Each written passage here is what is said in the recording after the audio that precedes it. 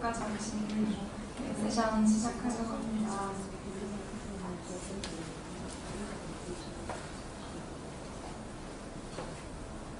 네, 통역기는 한영 번역은 채널 1번이고요.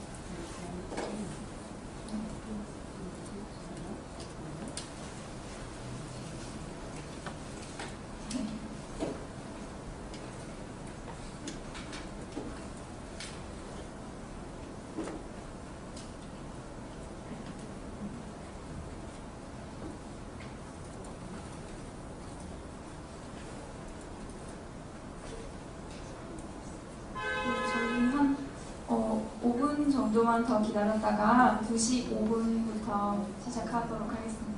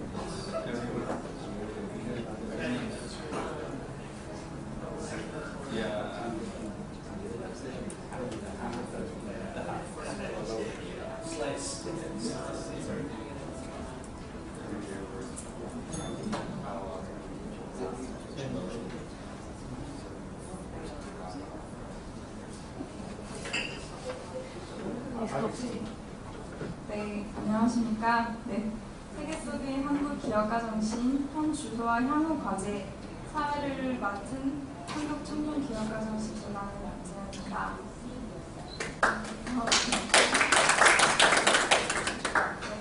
오늘 이 자리는 해외 기업가정신 관련 국제 지수 프로젝트를 한번 살펴보고요.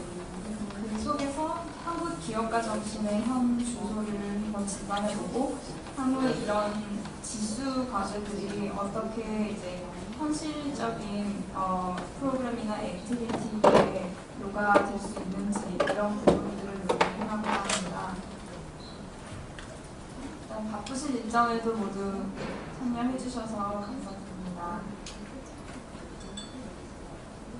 일단 시작에 앞서서 오늘 저희 오신 연사분들 참여하신 연사분들 소개해드리도록 하겠습니다.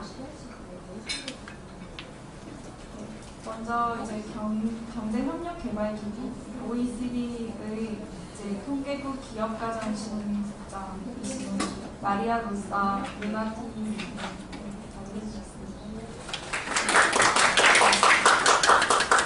다음으로는 이제 글로벌 기업가정신 개발연구원에서 국제사업운영조정관 에인슬리 로이드님 자리해 주셨습니다.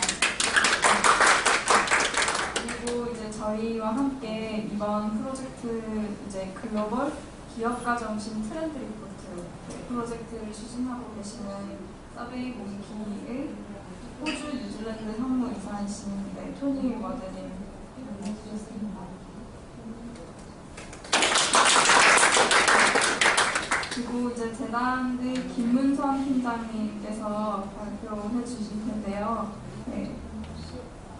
지금 조금 한 3시 정도부터 같이 저희 세션에 참여해 주시기로 하셨습니다.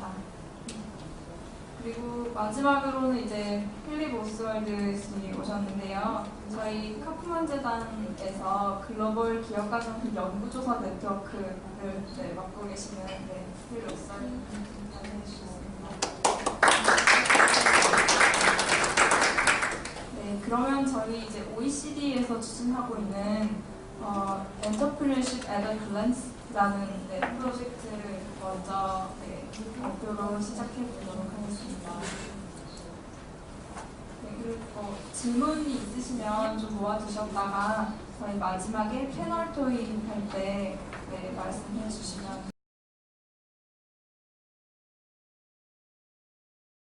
수로 맞춰 주시기 바랍니다.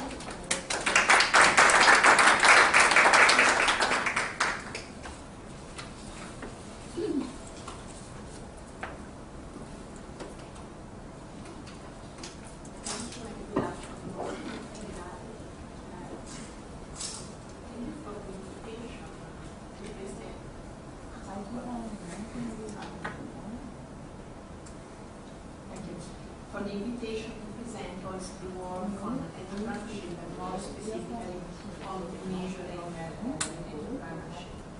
We know that entrepreneurship is for economic growth, but it's also not enough highlighted how it is important also for social integration and for reducing inequality and important objectives all our economies.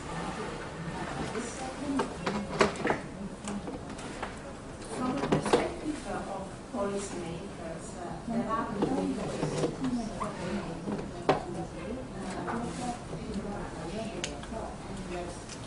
Examples of these questions are, for instance, what is the contribution of startups to employment creation? What is the rate of survival of new firms? How many of them will grow? And so on. There are, these are example of questions, but there are many more questions that address specific dimension of entrepreneurship and of the impact that entrepreneurship has on society and the economy. So, what is the information that policymakers use to address this question? This answer is so important when shaping policymaking. So, I think in fact, we believe that we need some data to have some.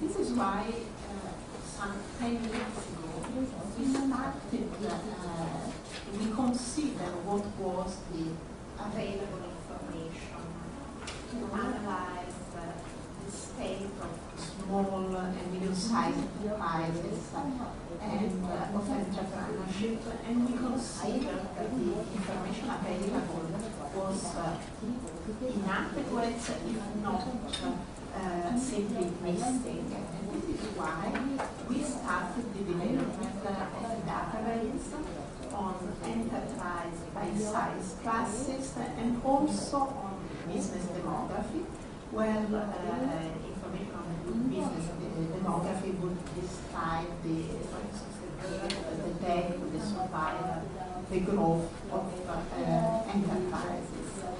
And this effort was done with the help of statistical offices in OECD countries, but also in partner countries.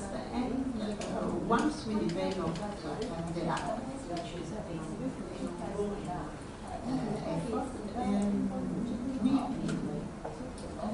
we put the data available on a website, and we disseminate these statistics.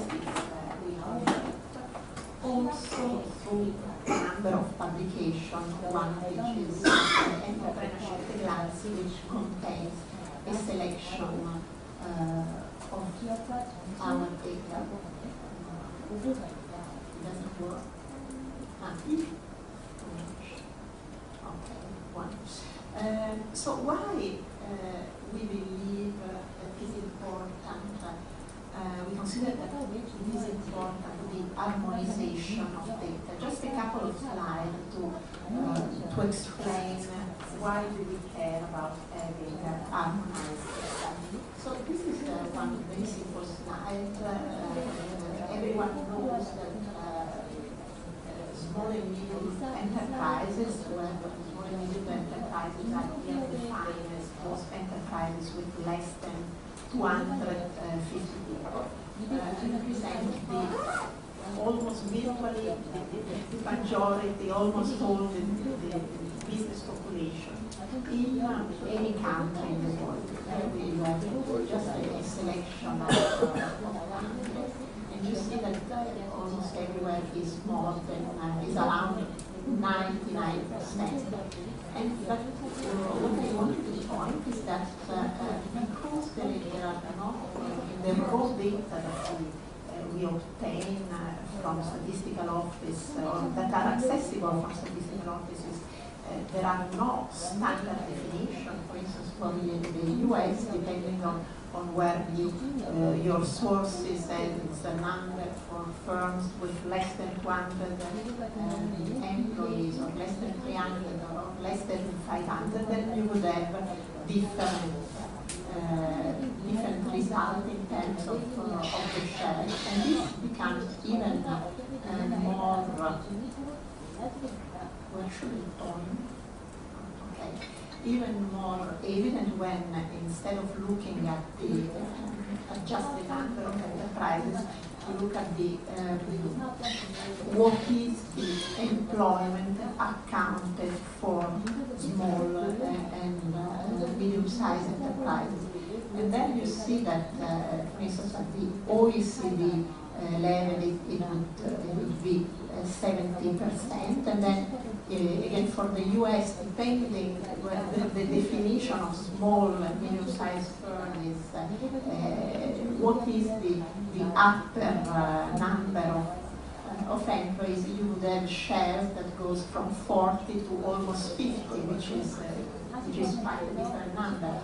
Or if you do not know that Canada uses a definition that include firms up to 500, you would have the impression that the SMEs in Canada account for 90%, which is much more than in other OECD countries. So this is just to show the reason of the approach. So the work that we do with countries, with statistical offices in OECD countries, is to ask them to provide us with data that correspond as much as possible to some standard definition that we agree with them.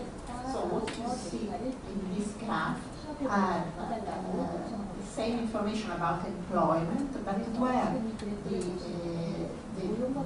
size classes have been harmonized across countries.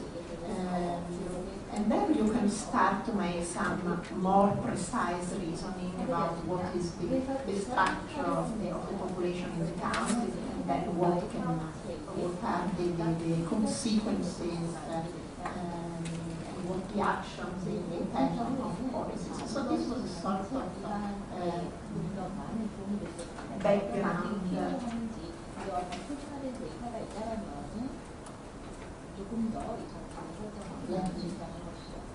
So I mentioned before that we started 10 years ago to develop a database with at the same time information by size class and business demography statistics on enterprises. But we also thought that this was not enough to measure entrepreneurship. So we launched a program that still exists. It's called the Entrepreneurship Indicator Program, and which is meant to develop international comparable indicators that are also relevant for policy analysis.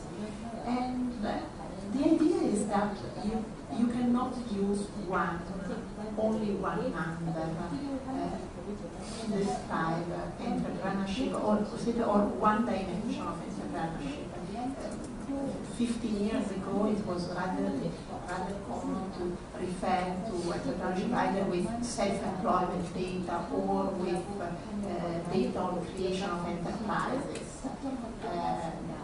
In fact, entrepreneurship is a complex phenomenon, as you all know. And so there are different aspects of it, and all these aspects should be measured because they are all important to understand and assess what is the entrepreneurship situation in the country. So in the program we have a very simple conceptual framework where we distinguish entrepreneurship in the sense of manifestation of entrepreneurship, so what we then measure with indicator of performance, which is the creation of enterprises, how much they survive, whether they grow or not, what is the employment creation of these new enterprises, and also indicators of self-employment or indicators related to the individuals who create new enterprises and run them. And then is a different category, the business environment, which are the determinants, and include, for instance, these 6 types of 6 categories, but this is a one way of simplifying, if you want, the business environment. The same 6 boxes could have been named differently or aggregated differently. And it's important to say that we do not, while we work and we collect and develop indicators of performance, we in fact do not develop indicators of determinants of the business environment, because we know that there are other organizations, other efforts that are done in this area, so we do not duplicate their work, and we focus on what we consider is a niche to be covered. One determinant on which we work is within the access to finance is venture capital.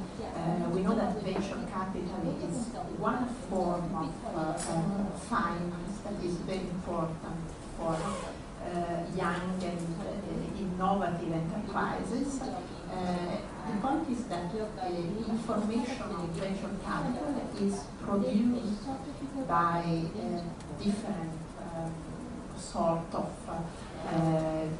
institutions around the world, and there is no common definition of what is venture capital and what are the stages of venture capital. Sometimes the definition across countries concern only whether an initial stage is called early or something else. So sometimes it's just a matter of calling the same stage of venture capital in different ways, but sometimes it also refers to different stages of the investment. So what we do in the area of venture capital is to we have established correspondence tables among the data that are produced at the level of the countries, and then we present them in a way that we believe is more meaningful. So this is in a few words the program, which is carried out with statistical offices, but also with any other stakeholder that provide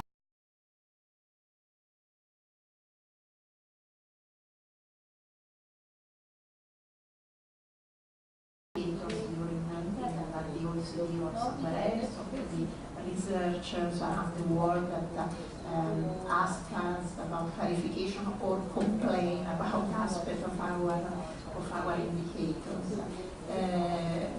So the work is really aimed on one side at clarifying the concept that around entrepreneurship and advancing the development of comparable measure, and obviously to assist the analysis of the trends, the drivers, and the impact.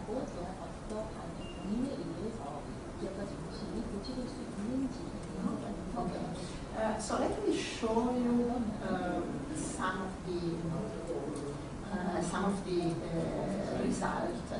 So this is self-employment after the global crisis, because although we know that self-employment is not the only way of looking at entrepreneurship, and is in any case just a proxy for entrepreneurship, because we have part of the self-employed that are not exactly entrepreneurs. Still, it's a useful measure to follow what's going on. And in this slides, we have two graphs. On the left side is the number of self-employed employment jobs, and the right side is the self-employment rate.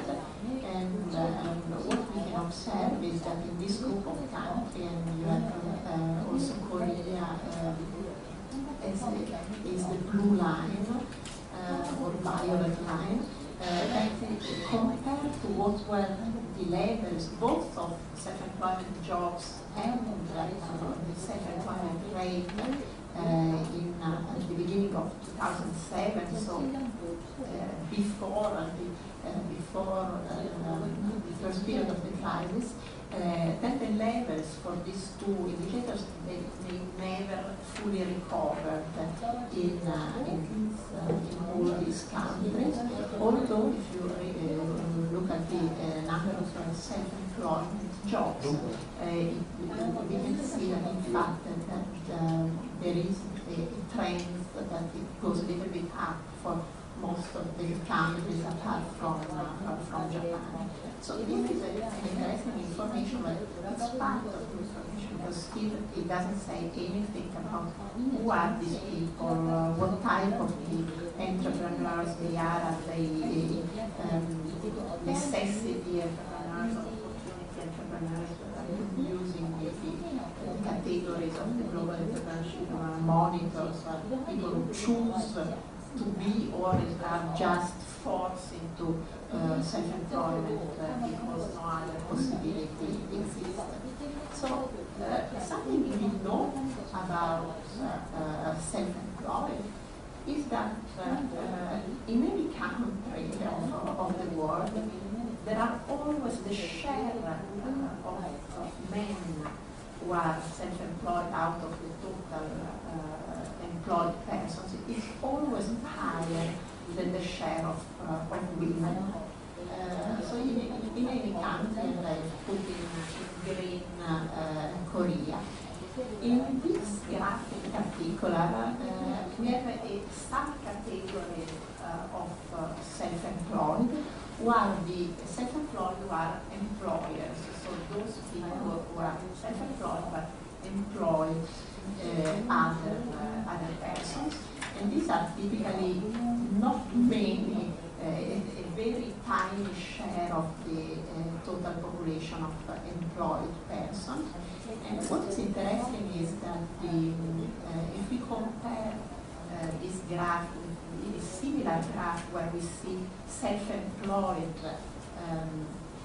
who are on-account workers, so with no employees, you will see that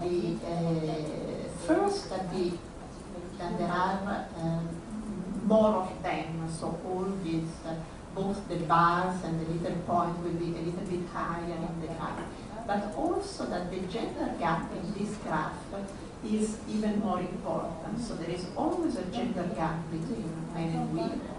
But if we focus on only those who employ other people, there are even less women than for the self-employed in general. One question, for instance, one could look at is why is it the case? Why women choose less to be entrepreneurs? So in this graph, for instance, we exploited data from the Gallup work survey or women who agree with the statement that I would rather take a risk and build my own business than work for someone else. And again, we have a selection of countries, Korea in the middle, in every country of the world, with only two exceptions in this graph, Mexico and South Africa. There are always more men than women that express an attitude towards entrepreneur, being ready to take the entrepreneurial risk. So in Korea, by the way, if you see, the gender gap is still a little bit higher than what is the general average across countries, which is an interesting information. Then what are the reasons explained? That is something that needs to be investigated, and some of the factors are known, but certainly not all of them. And for instance, if we look at factors, this is also an interesting information because it tells these are what are the earnings from self-employment, and it shows in particular the gap in the gender gap between men and women. And sad news is that everywhere there is always a gap. Self-employed men always earn more than self-employed women. In some countries the gap is particularly high, and you see on the right side the Portugal, Poland, Italy, but still the average of the OECD level is almost 40%. The good news is that we have compared data between 2006 and 2012, and we saw that in a number of countries the gap has significantly decreased, but still this gap is important. And certainly it is one of the factors related, demotivating in a sense the entrepreneurial choice by women. So let's take now a different perspective. I told you at the beginning we try to look at entrepreneurship from different angles. So individuals, what is their profile, what we can learn about their profile is the data that we collect. But then, very important, there are enterprises. So one of the most considered indicator of entrepreneurship is the birth rate of enterprises. So in a country, the rate of creation of new enterprises. And typically, analysts, policymakers are interested in benchmarking the birth rate in their country with the one in other countries, especially in economies of similar economic development or similar size. What we think we saw is important is also to look at the differences within countries.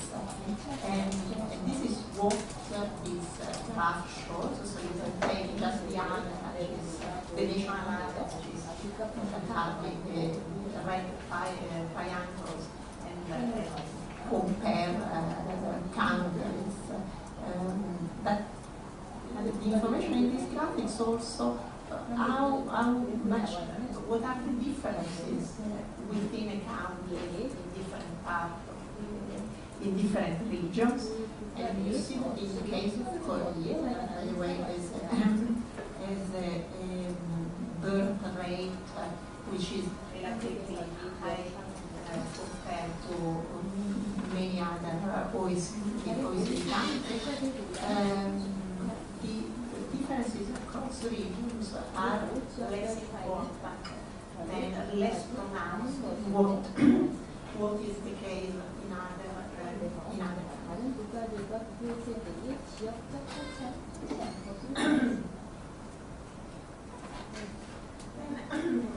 Another relevant information that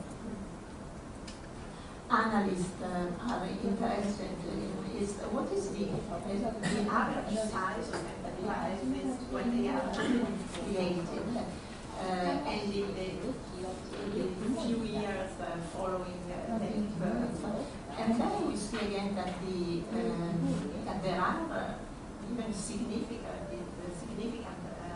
differences. In this case, across countries, both of the size when they are created and what's happened after the creation in the first and second year after the creation. And the point is to understand what creates this, what are the factors that explain these different patterns. And then finally, in this selection of few examples that I have prepared for you, I also put high growth enterprises and enterprises is one of the indicators that is often considered as a sign of dynamism, good entrepreneurial dynamics in a country.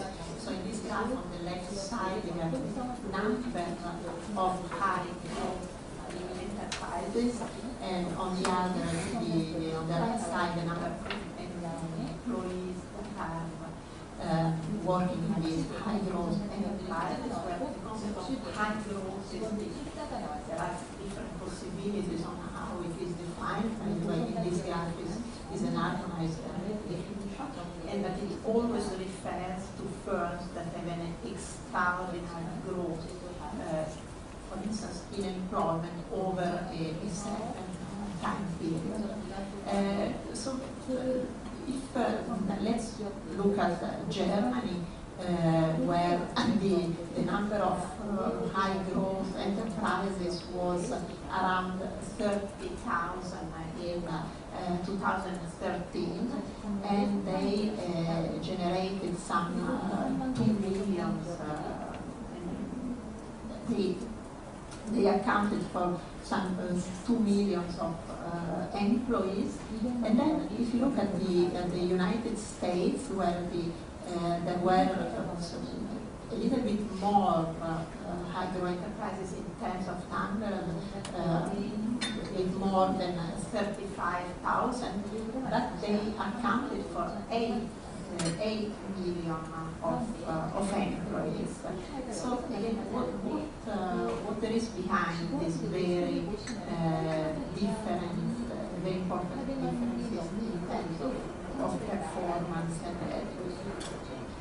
there's something that governments can do to address it. So these are maybe a few considerations I wanted to share with you, and the types of lessons that we learn based on our experience in measuring and the first one is no unique measure, where I want to specify that not in the sense of synthetic indicator that we will see in the presentation following this one, that can be compiled and are very useful. When I say no unique measure, in the sense of you cannot say entrepreneurship is X number of self-employed people or X rate of creation of enterprises. You need a variety,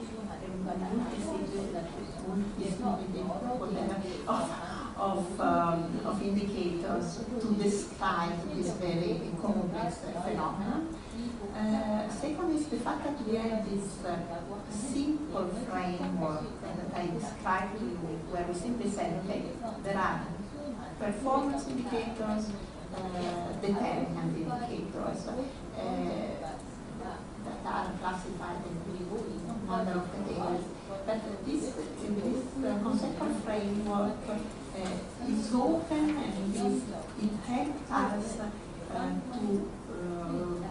to think how to develop indicators on topics that we have not considered at the beginning. For instance, women entrepreneurship, and it could be migrant entrepreneurs, green entrepreneurs, or a number of development that changes over time. But we feel that, in a sense, we are prepared at least to consider, to think about how to respond to the emerging policy needs. And then the third lesson is that really it's important, because to make an efficient use of available sources of data, producing the data is costly. For statistical offices, in particular, we consider official statistics. So for instance, the choice that was made by the Entrepreneurship Indicator Program to use statistics that were already existing, that can be sourced from statistical business registers in national statistical offices, is something that reduces the cost of generating new information. Then there are challenges, because with the data that are available, we cannot study all that we would like to do.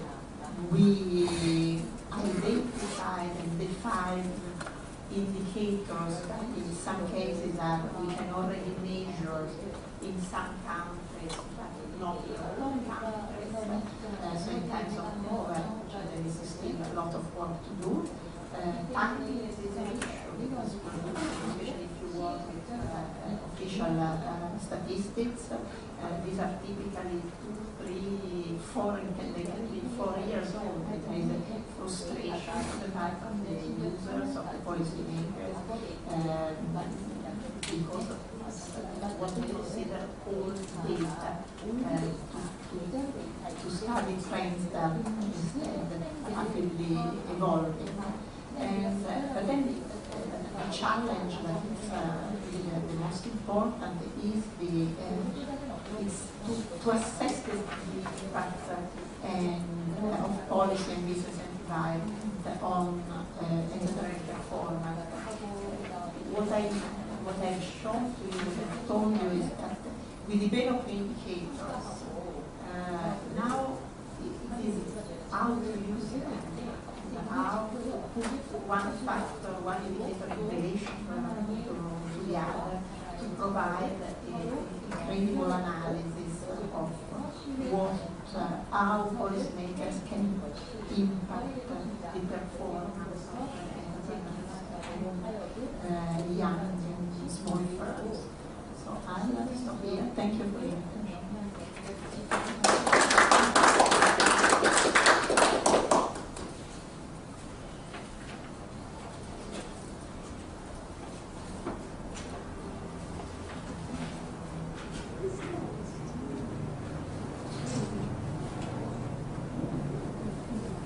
네, 감사합니다.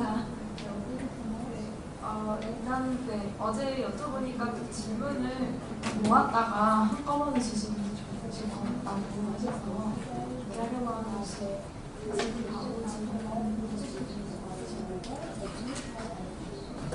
하시면 다음으로는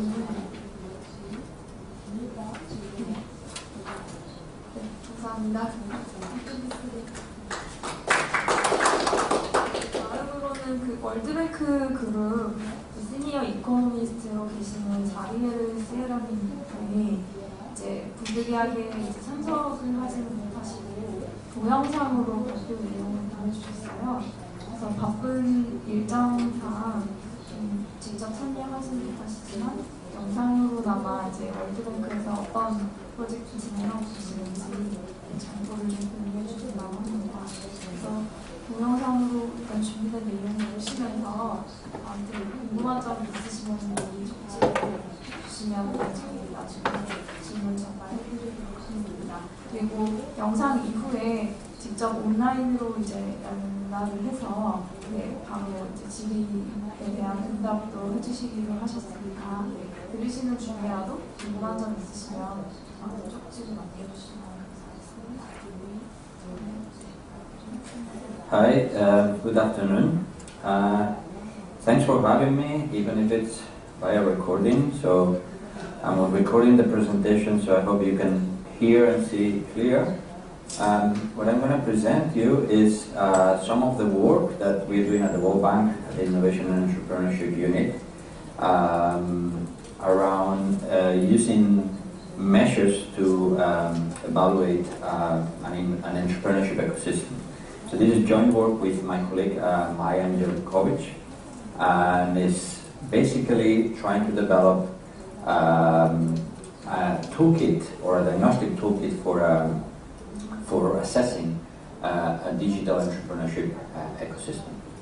So if I move to the first slide on the outline, what I'm going to discuss a little bit is the issue of motivation of the diagnostic toolkit. Why do we want one? Some key principles that may be applicable as well to the entrepreneurship index that you are developing in Korea and others that they are around. Some key questions of the design and problem that we're facing. And I'll show you some preliminary stuff and measurements on the diagnostic. So if I move to the motivation, so we have an increasing consensus that policy intervention should be more holistic. They should be focusing on the whole entrepreneurship system rather than specific interventions isolated that target one specific component on the other. Okay? But then the question is, if you want to design some effective policies that target the whole ecosystem, one needs to have a good diagnostic tool that can help identifying what are the weaknesses, the failures, or the strength of the ecosystem, and what sort of combined interventions are needed in order to strengthen this ecosystem. Okay, and I insist that this policy makes about the sort of policies that are necessary for strengthening the ecosystem is a difficult one, because you need to understand the relative weight of each of the different dimensions of the ecosystem, and I will explain a little bit more about this. So if I move to the other slide. So once we kind of agree on the idea that and there is a significant number of dimensions that wants to be to consider, as I said before, the issue of the importance of each of the dimensions is critical for understanding the right policy mix. The second challenge is that ecosystems are quite context and sector dependent. Depending on the context where you are, you have specific difficulties, specific dimensions that are more important than the others. And depending on the sector, and in here we're starting with the digital sector, but the idea is to then be able to expand to apply the diagnostic to other sectors. But depending on the sector, you may have some factors more important than the others. And the final challenge is in the interdependence. The different dimensions need to be evaluated together, jointly, rather than in isolation. So the objective that we have in hands is starting with the digital sector, developing this diagnostic tool that allows this measurement and comparability across different ecosystems. So, what are the main principles that we have developed in order to draw this sort of diagnostic tool? The first one is that it has to be measurable. So we need to be able to measure quantitatively all the dimensions that we think are important for the ecosystem. Then it's very important that we can complement these quantitative measures with some qualitative information. So the idea in our case is that once we have done the quantitative measurement, then there is a discussion with key actors in the ecosystem to be able to assess and to evaluate this quantitative information. It has to be comparable across ecosystems, and we have experience on the index. What we want is to be able to apply this to different ecosystems, but then we can compare them. Another principle I think very important, that it has to be grounded on entrepreneurship theories. So we need to understand what matters and how it matters based on theory. It has to be adaptable, as I said before, to different sectors and contexts. And very important, I think it's a very important and critical element, it should be validated empirically. So we need to find a way to assess empirically whether it's the index that we have developed or this. The first one, and I think it's very relevant for the discussion, is whether we develop one synthetic index or several indicators. So I think that the sessions that you're discussing in this half of the workshop are very much about indices. So our take on it is a little bit that because of the policy orientation of what we're doing here, we didn't think that the indices were the way to go. So if you develop a synthetic index, that's very good for cross-country comparisons, but you can do ranks, and that's very nice, it's nice for a publication, but the question is how relevant is for assessing the dimensions. And I think for us, the decision that we took at the end is rather than going on the direction of one synthetic index, we stopped on developing indices for the different dimensions and have a discussion there. And of course you can develop an index out of these parts, that's how all the indices are developed, but we thought that it was for the purpose of policy much better to stay on getting separate measures of the different dimensions. Then another question I think is very critical is what is the appropriate level of analysis. I mean, in practice, entrepreneurial systems and ecosystems in general are not national, are not defined at the country level. So there is some legislation, there are some policies, there is some cultures kind of that can be at the national level, but in general, ecosystems are at the city level, at the region level, and so on. So that's been a very important challenge for us because it is very hard to get this regional or city level data to measure the different dimensions of the ecosystem. But I think we need to keep in mind is that it's important to have nationwide aggregate indices, but at the end of the day, these ecosystems tend to be regional or even city. So moving to the diagnostic components in general, basically we use the framework based on existing theories of entrepreneurship and very much on the Babson College framework as a guide. So the dimension that we looked was issues around policy, issues around finance, legislation, R&D, then issues around leadership. And here very much I remind you that we're looking at the digital sector. Then elements like of digital trade. So we have been mapping different indicators that have been normalized and then aggregated together for each of the dimensions. But this is very much a work in progress. For the issue of finance, we look at angel investors, access to finance, registering funding, public capital. So you have here a list of the different variables that we have been able to find.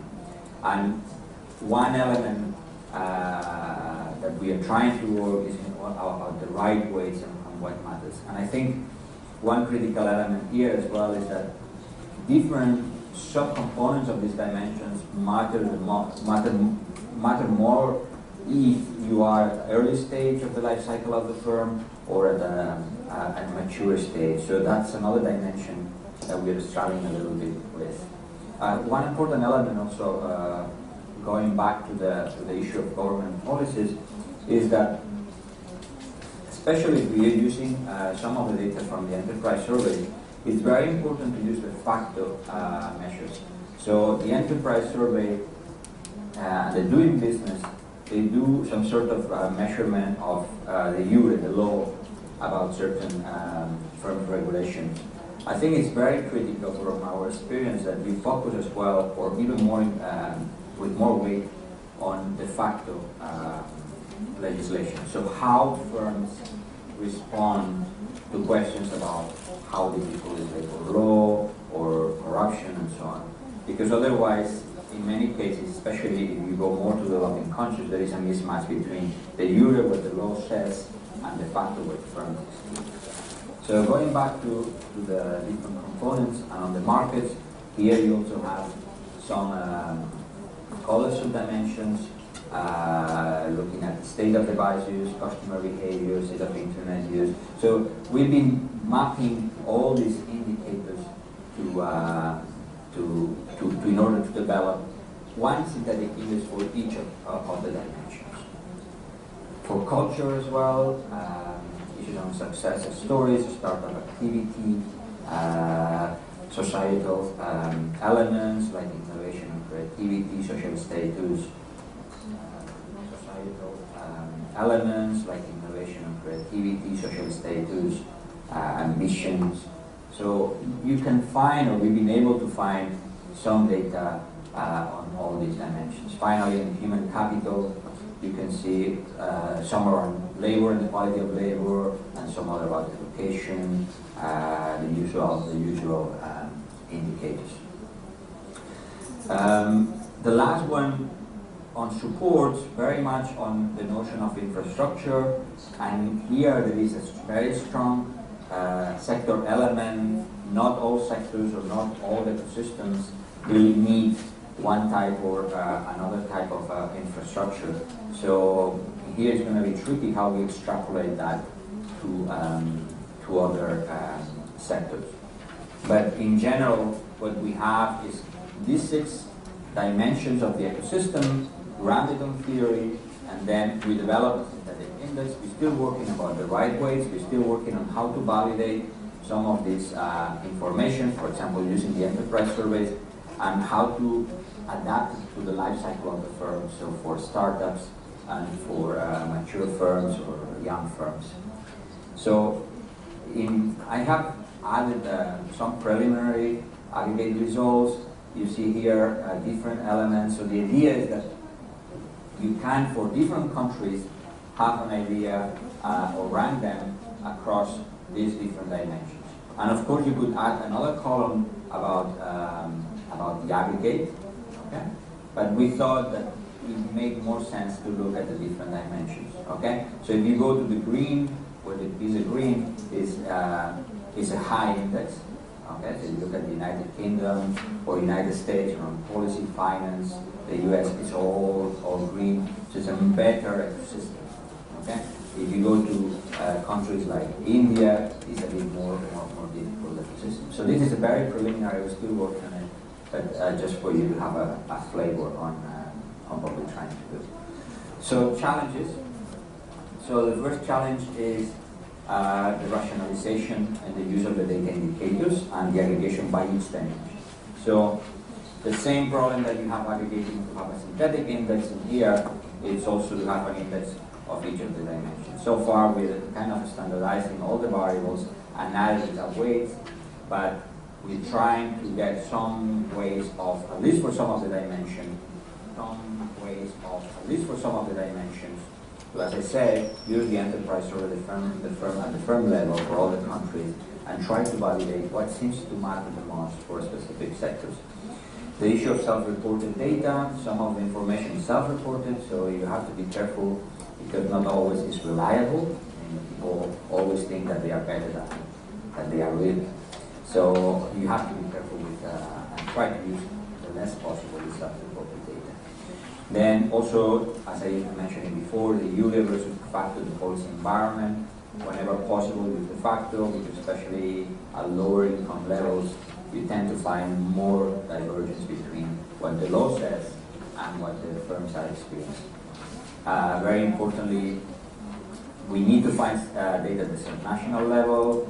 Systems are subnational, regional, city, but there is very light level. There's not much data that you can find from that. And then the sector data. Ideally, you'd like to see a different sectors and what matters for different sectors and others, but in some cases you will not find this sector data available. So next steps. The next step is a little bit of validation of the scores empirically. So trying to find some measures of success of the ecosystem and try to see how the indices correlate with these measures of success of the ecosystem.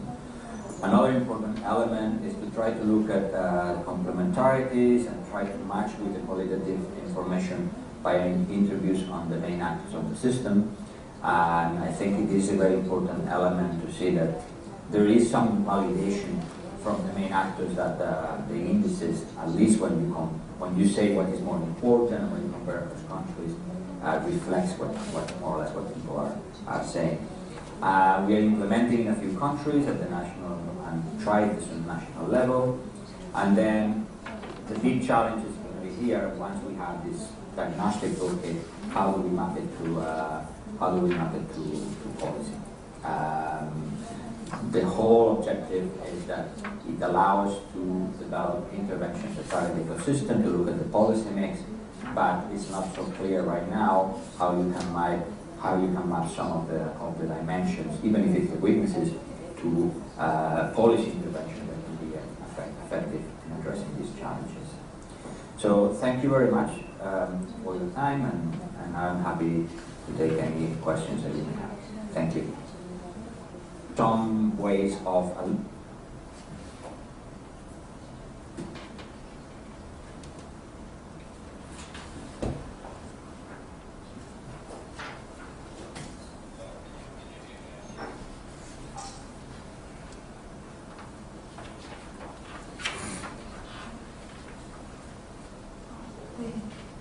지금까지 비디오로 영상 자료 보셨는데요. 현재 그 연결이 되어 있으시거든요. 지금 저희 한쪽에는 연락이 질문하실 분 있으시면 시차를 해주시면 전화해서 답변해 주실 수 있도록 하겠습니다.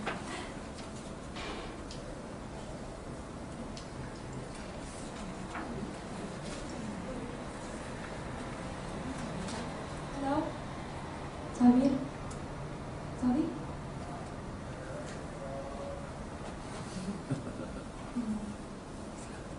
저희는 지금 들리고 다 보이는데 저쪽에서는 뭔가 연결이 잘 안 되는 건가요?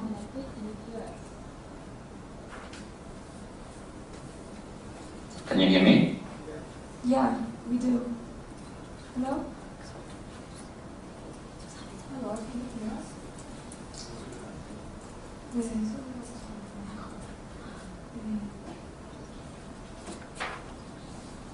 네. Hello? Hello? Hello?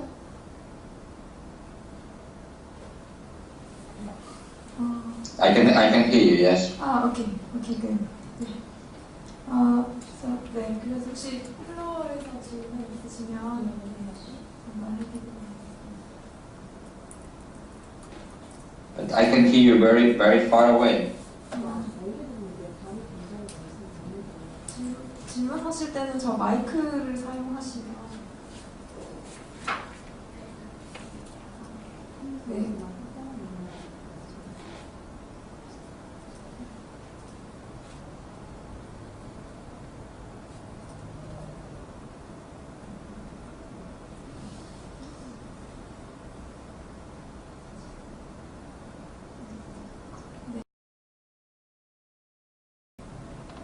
Samir, did you already receive my 2 questions? Hello, I can hardly hear you. I can only hear from a very, very distant voice.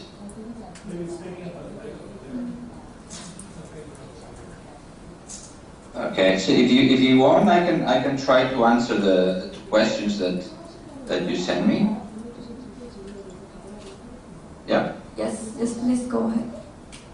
I think if I understand it correctly, the first question is about sectoral data and how to collect it separately. Is that right? Okay. So I think the issue of collecting sector data is very difficult, and as much as possible you want to rely on existing data sets. For example, the enterprise survey data sets have firms that are representative from different sectors, and from there you can collect some information about the importance of some business regulations or some elements of labor law or the business environment directly from each of the sectors.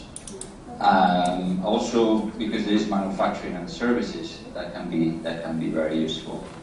But in general, depending on the type of data that you want to collect, it is very difficult. It's a challenge to get the sector-specific data.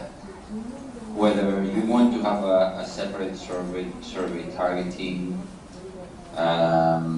different topics to different sectors, that's something you can do. It's costly and it's hard to get a representative number of firms. But in general, my take is that it probably makes sense to have some sort of survey where the questionnaire is designed to measure issues around the ecosystem. So I think that if this sort of indices and analysis is going to be more frequent, we probably will need to be moving to either integrate questions related to the ecosystem more generally in firm level surveys, or the alternative is to develop some questionnaires targeting the ecosystem. There are some questionnaires already, but to make them more mainstream. So I don't know if I'm answering your first question. Then there was some about concern about the usage of the data for policy making. I'm not sure I understand the question, but the idea we have in our analysis is that if we want to have some policies and a policy mix that targets the ecosystem, because it's the whole ecosystem that matters for firm growth and entrepreneurship in general, then we do need a better measurement of the weaknesses and the strengths of the ecosystem. So the least is that we can identify what parts or what important dimensions for the ecosystem are not right, and that could and only could prioritize policy in order to strengthen these dimensions that are weak. However, the diagnosis is not enough in order to design policies, then you need to start considering what the market failure, what the problem is, or what systemic failure that you want to correct, and whether you have instruments that can address these weaknesses. Okay. Then I have a question on what would be the good way to fabricate our data outcome on real world. I'm not sure I understand the question. Could you try to repeat it?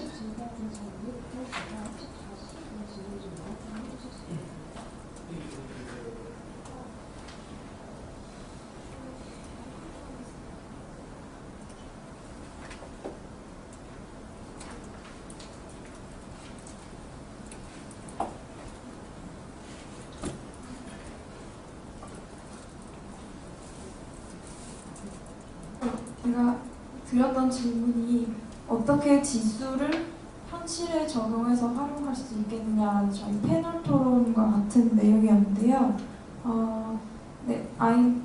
This is a very simple question. In the same topic for the commentary session, how we actually apply this data outcome for real-world movement and activities. To apply to activities, you mean to apply to policy, to apply to program design? Both. But mainly So- policy. Yeah, so what we're looking here is for strengths and weaknesses of the different dimensions of the ecosystem. So as I said before, what we're trying to do is try to have some metric of what does not seem to be working in the ecosystem, so can bring some sense of priorities for policy. So that's the way how I see it real, or that's the intention that we have when we're designing the diagnostic tool. So the kind of make it real is about better understanding the ecosystem, so that can facilitate the strengthening of the ecosystem either by policy or by supporting other activities. So I'm not sure if there is another one about how to apply this to real life activities. I mean, in our case, that would be to apply it to the diagnosis of the ecosystem that can guide policy to see the strengths of different ecosystems.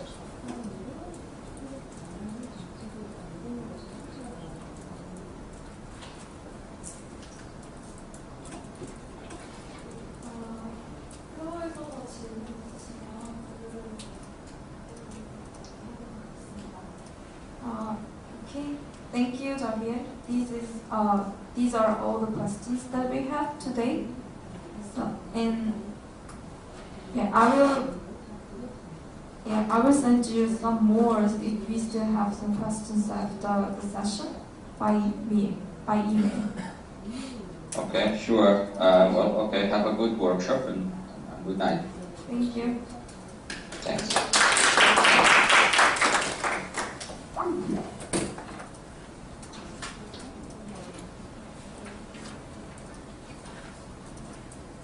네, 처음으로 한번 해본 거여가지고 조금 익숙한 점이 있었는데요. 계속해서 저희 언제든지 발표 진행하도록 하겠습니다. 그러면 이제 저희 처음에 이제 OECD의 Entrepreneurship at a Glance, 그 다음에 이제 월드뱅크의 기업가정신 연구 이제 파트에 계시는 자리에 씨 두 분의 발표를 들어보았고요. 그러면은 이제 세 번째로 저희 최근에 바로 이제 이번 주에 그 발표된 지수로 알고 있는데요. 글로벌 엔터프리너십 인덱스 2016을 최근에 이제 연구하고 발표하신 이 기관의 에인즐리 로이드 님을 앞으로 모시도록 하겠습니다. 그래서 정말 따끈따끈한 최신 정보를 좀 저희에게 제공해 주실 수 있을 것 같습니다.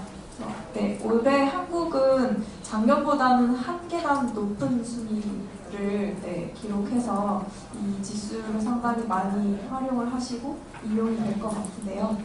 그 그 부분에 대해서 자세히 들어보겠습니다. 스스로 앉아주시면 Hello. Hello. Thank you all for being here today. My name is Ainsley Lloyd, and I'm from the Global Entrepreneurship and Development Institute. Today I'll be telling you a bit about our recently released Global Entrepreneurship Index for 2016. I'll share with you some of the highlights for Korea as well. So first I'll tell you a bit about what our institute does. The Global Entrepreneurship and Development Institute is a research organization devoted to furthering research on the links between entrepreneurship, economic development, and prosperity. We were founded by world-leading entrepreneurship scholars from Imperial College London, the London School of Economics, George Mason University, and the University of Page in Hungary. Our methodology has been validated both within the academic community through peer-reviewed journals and also in the popular press through articles in publications like The Economist, Financial Times, Forbes, and the Wall Street Journal.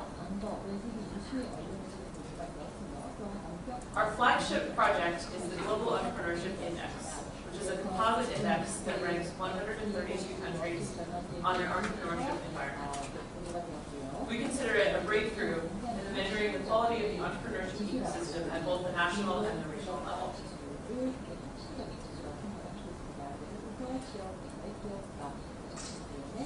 Our index is based on the idea that entrepreneurship occurs within a complex ecosystem with many interacting parts. The national entrepreneurship dynamic drives total factor productivity and GDP growth.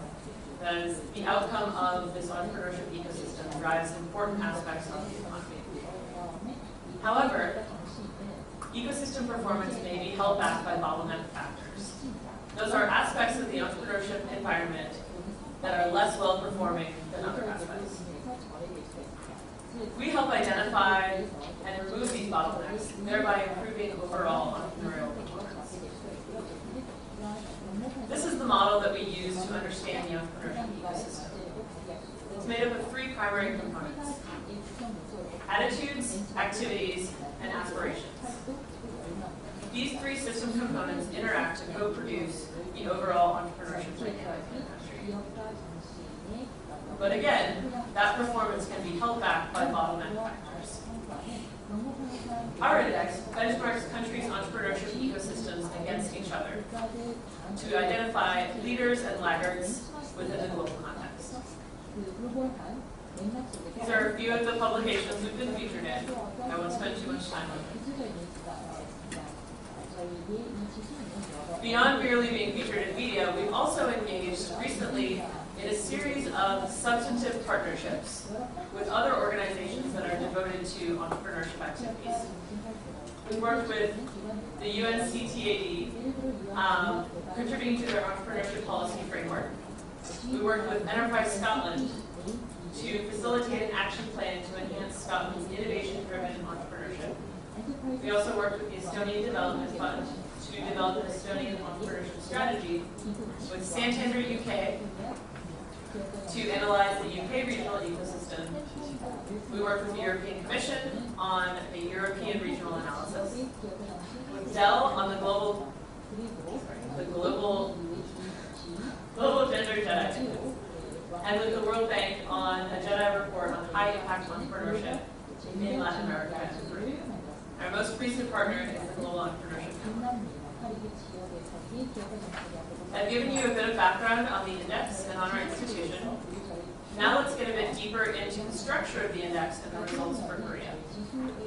The Global Entrepreneurship Index is made up of three sub-indices: attitudes, abilities, and aspirations. Each of these sub-indices is made up of 4 to 5 entrepreneurship pillars that make up the entrepreneurship ecosystem. Each pillar contains 2 variables. One is an individual level variable. The second is an institutional level variable. The individual variables capture the characteristics and qualities of the individuals within the entrepreneurship environment.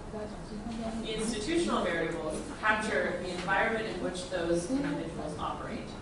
So things like policies, things like investment. The idea being that you need both highly motivated individuals and the right entrepreneurship environment in order to produce a dynamic entrepreneurship ecosystem.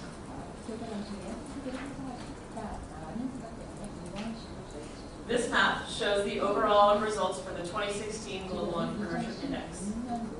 It shows a similar pattern to previous years.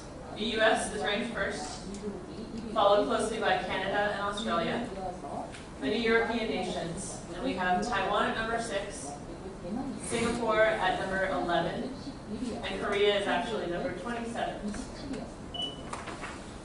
So Korea ranks 4th in the Asia-Pacific region, behind Australia, Taiwan, and Singapore. But ahead appears China and Japan.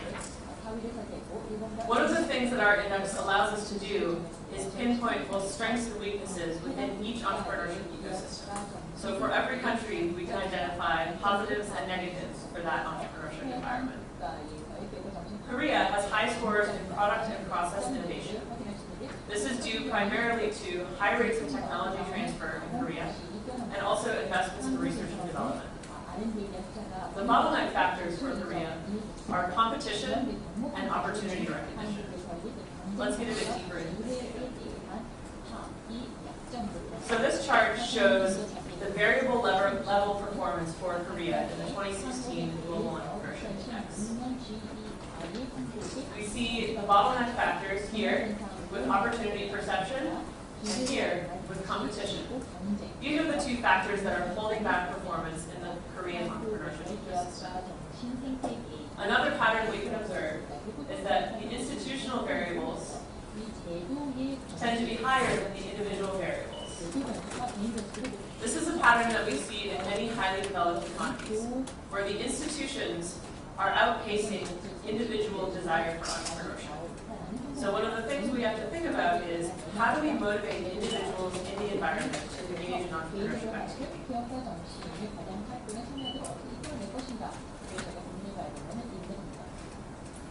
Another way of looking at this is through comparing countries with radar graphs. So here we see, in blue, the United States, in green we have Korea, and in red, the Asia-Pacific regional average. So we see that the US has a relatively round entrepreneurship profile. This suggests that the US entrepreneurship ecosystem is relatively well balanced. Its scores in each of these categories are relatively high, with the exception of networking, which is the bottleneck factor for the United States. When we look at Korea, we see a less well-balanced ecosystem, but we do see high performance in several categories. Again, we have process and product innovation as top performance categories for Korea.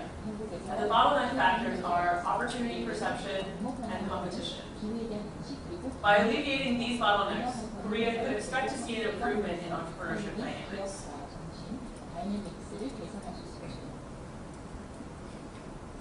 So we've seen a number of different ways of understanding entrepreneurship ecosystems today.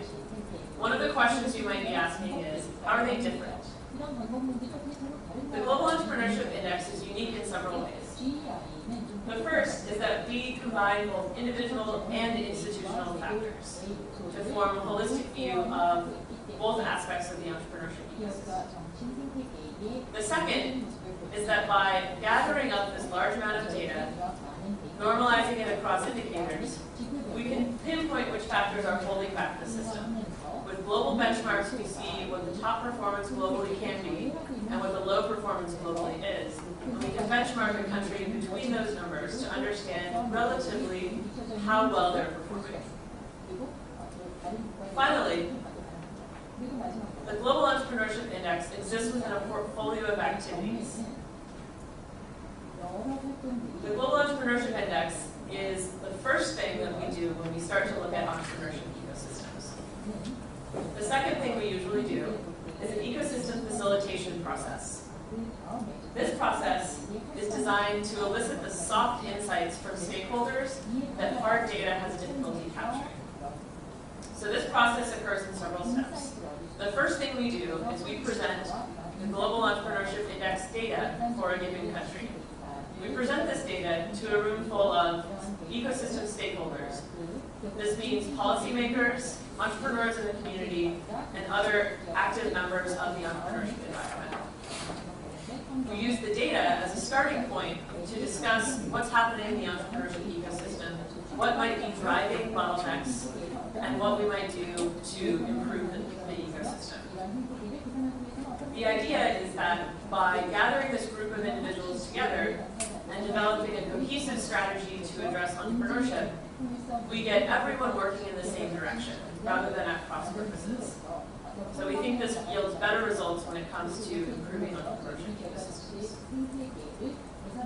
We really think this is the way forward when it comes to developing entrepreneurship.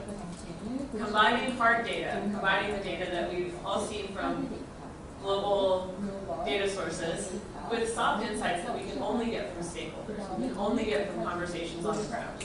And that's where we think healthier entrepreneurship ecosystems come from. This is my email address, and this is our website, if you'd like to get in touch. 네, 새로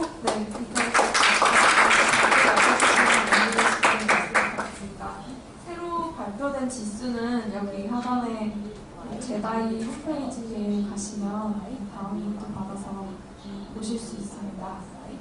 좀 참고해 주시기 바랍니다. 네, 감사합니다. 그러면 궁금하신 점들은 잘 모아주셨다가 저희 패널 토의 진행하면서 좀 더 추가적으로 논의하도록 하겠습니다. 네, 그러면 잠시 저희 10분간 커피 브레이크 가지시고 이후에 이제 토니 씨와 제다의 김인상 박사님으로 이어가도록 하겠습니다.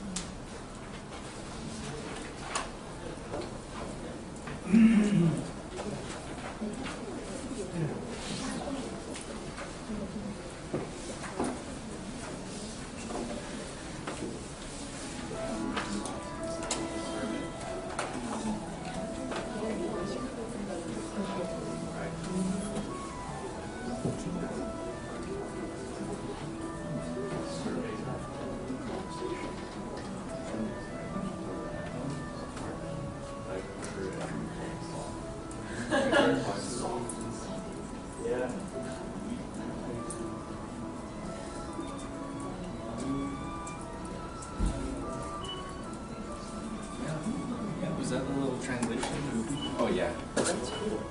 Both the way. Oh, they're doing English and Korean. Yeah. Is this coffee? Or is that just water? Thank you. Hot water. So our name's in Korea. The one from KDF. I just saw it. Oh, really?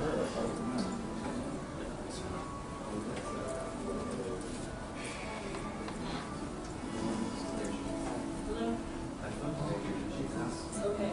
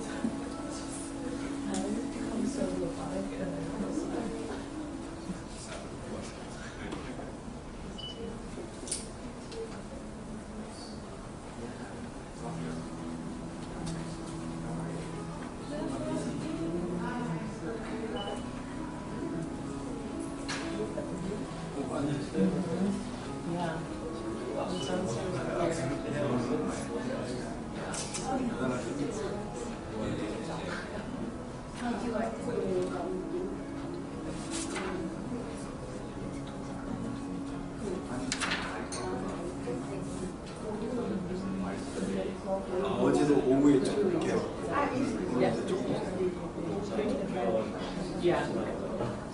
The,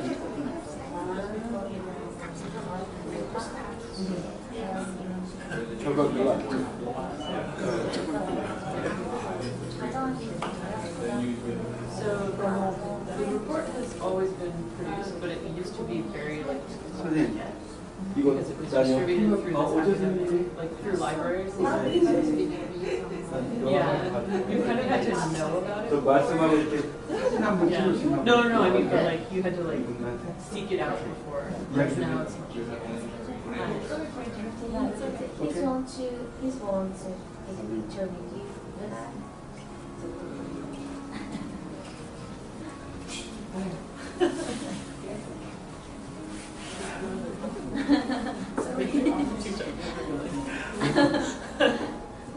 One, two, three, smile. One more time. 어머나요. One, two, three, smile. Thank you. 땡큐. OECD 회 어디? Paris. 파리스. France. 파리. 근데 어떻게 영어를 잘해요? Your English is very well. Thank you. 프랑스 사람이에요? 네. Are you in French? 페루? I'm Italian. 프로. 아, 이탈리아. 이탈리아. 네. 그 명품 바이올린이 뭐지? 바이올린. Friend of the yes, violin. 아 진짜? 네. 이탈리. Marble? 사우스 베리 바이올린. 영어를 못해서. 음악 하시네요. No. I'm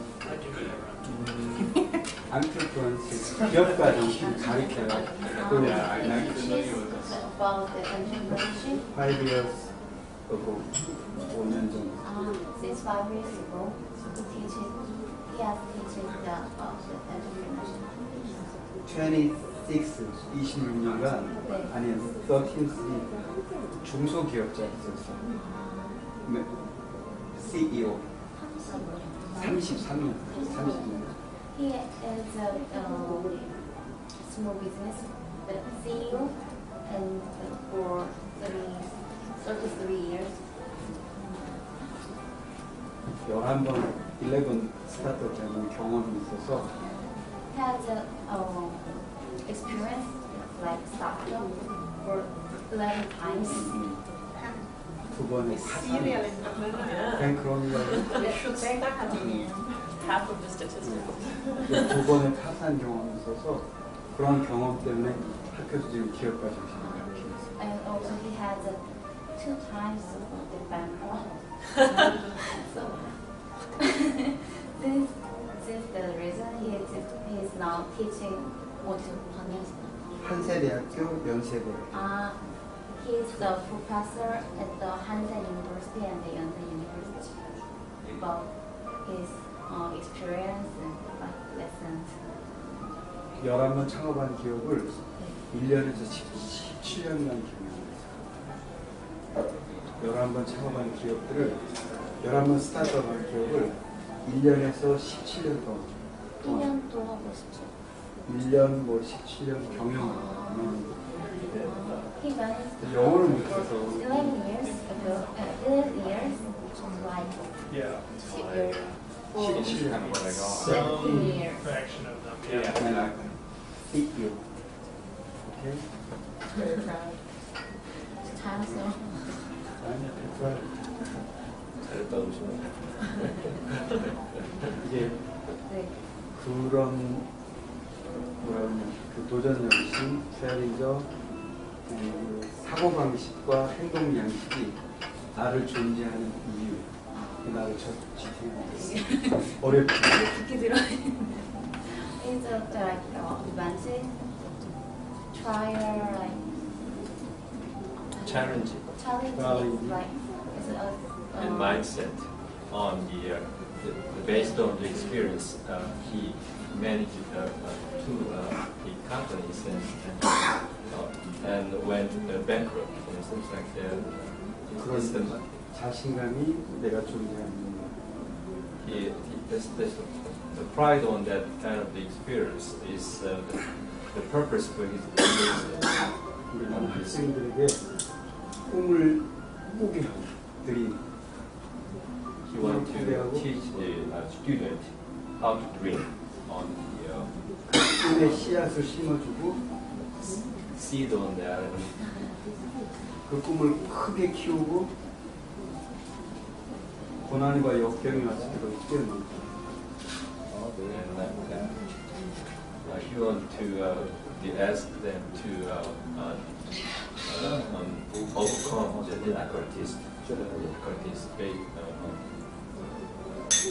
and to open the new world for their time and space. Anyway, he will improve he want to teach the student based on his experience on entrepreneurship. I'm sure it can. It has lots of experience. So, what do you teach in your university? No, the OECD is an international organization. It's a governmental organization. Our mission is policy advice to government of the OECD, which has 34 events. But more than that, we work at the global level.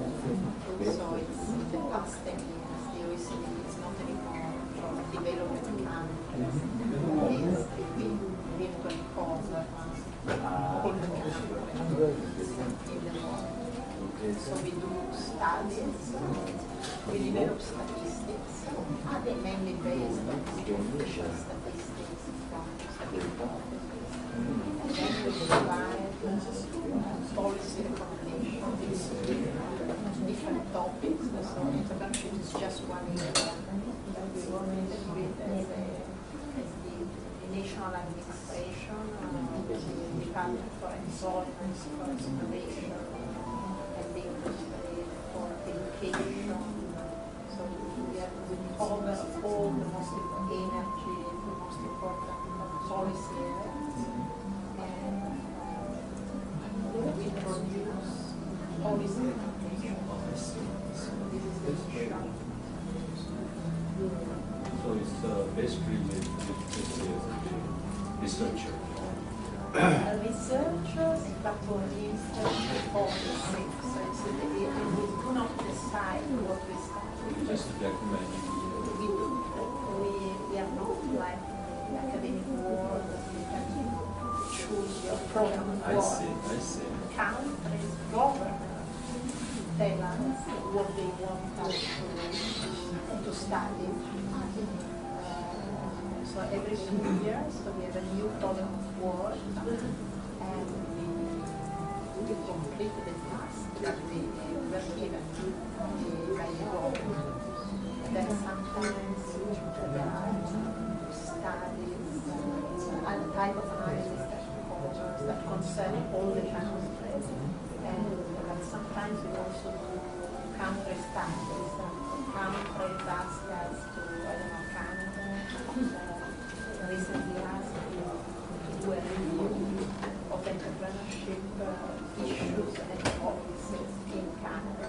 So we did a specific study only on Canada, reviewing what is the state of entrepreneurship there, what are the policies, what was the impact of the policies. And we did recently the same for the Russian Federation, for Israel. This could be different topics. So depending on what the government passes, only at the country or at what is more typical at the international level. That's very amazing. It's interesting. Yeah, it's very interesting type of work. But we do not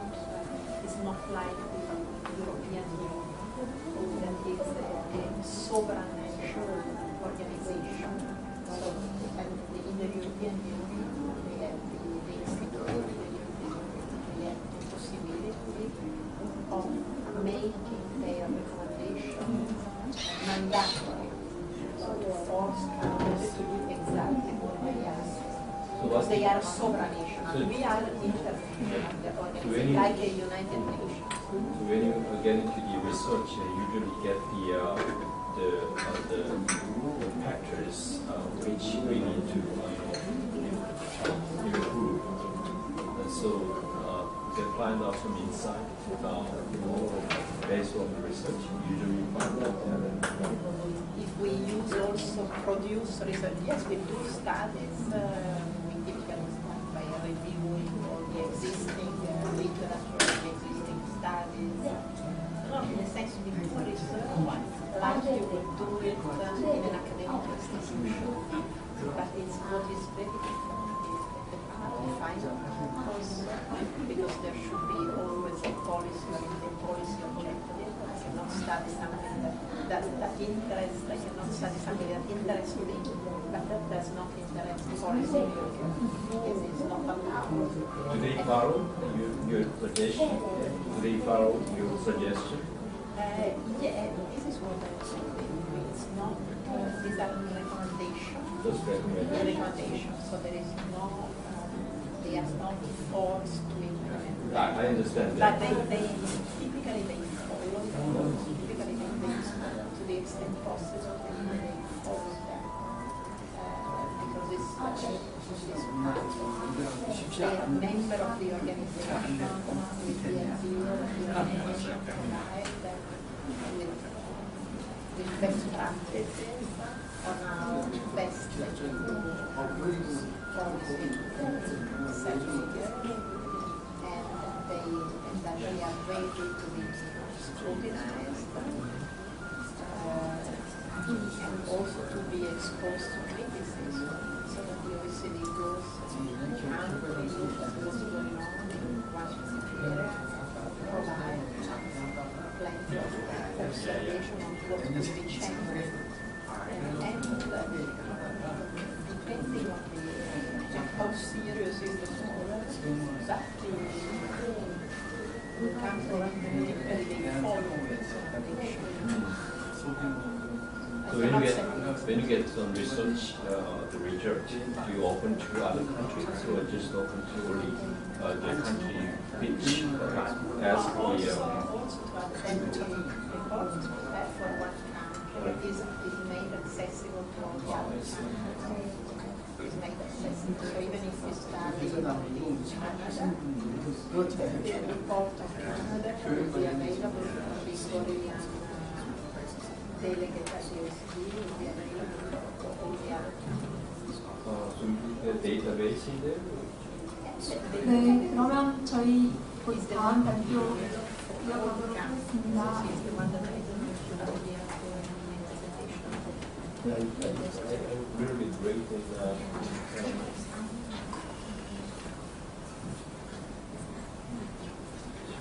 이제까지 그 세 분의 발표 들으시면서 각자 이제 진행하고 계시는 기업가정신 관련 지수 프로젝트 그리고 그 안에서 이제 한국에 관련된 어떤 지표들을 좀 집중적으로 소개해 주셨는데요.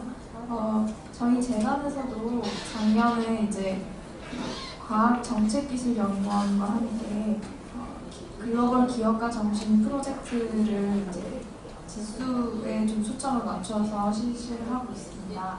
그래서 작년까지는 대략적인 그 현존하고 있는 지표 모델들을 저희가 좀 발표를 하고 거기에 대해서 좀 더 한국과 그리고 몇 개 국가와 좀 비교하기 용이한 그런 모델들을 좀 수립하는데 이제 1년 정도의 그 공부 과정이 있었고요. 그리고 올해부터는 이제 여기 와주신 서베이먼티와 저희 재단이 함께 그 설문조사 쪽을 좀 더 보강해서 온라인을 기반으로 한 10개국 정도 조사를 이제 실시하려고 합니다. 그래서 특히 이제 여기 서베이먼티에서 그 온라인 설문조사 쪽에 많은 도움을 주고 계신데요. 먼저 이제 토니 와트식에서 어떤 점들이 이제 저희 글로벌 기업가 정신 트렌드 리포트에 설문조사로 들어갈 것이고 이런 것들을 어떻게 어떻게 시행할 수 있는지 좀 메소돌로지 위주로 설명해 주시도록 하겠습니다. 그러면 이제 서베이 몽키의 호주, 뉴질랜드 총괄을 맡고 계시는 한유 아저씨를 앞으로 모시도록 하겠습니다.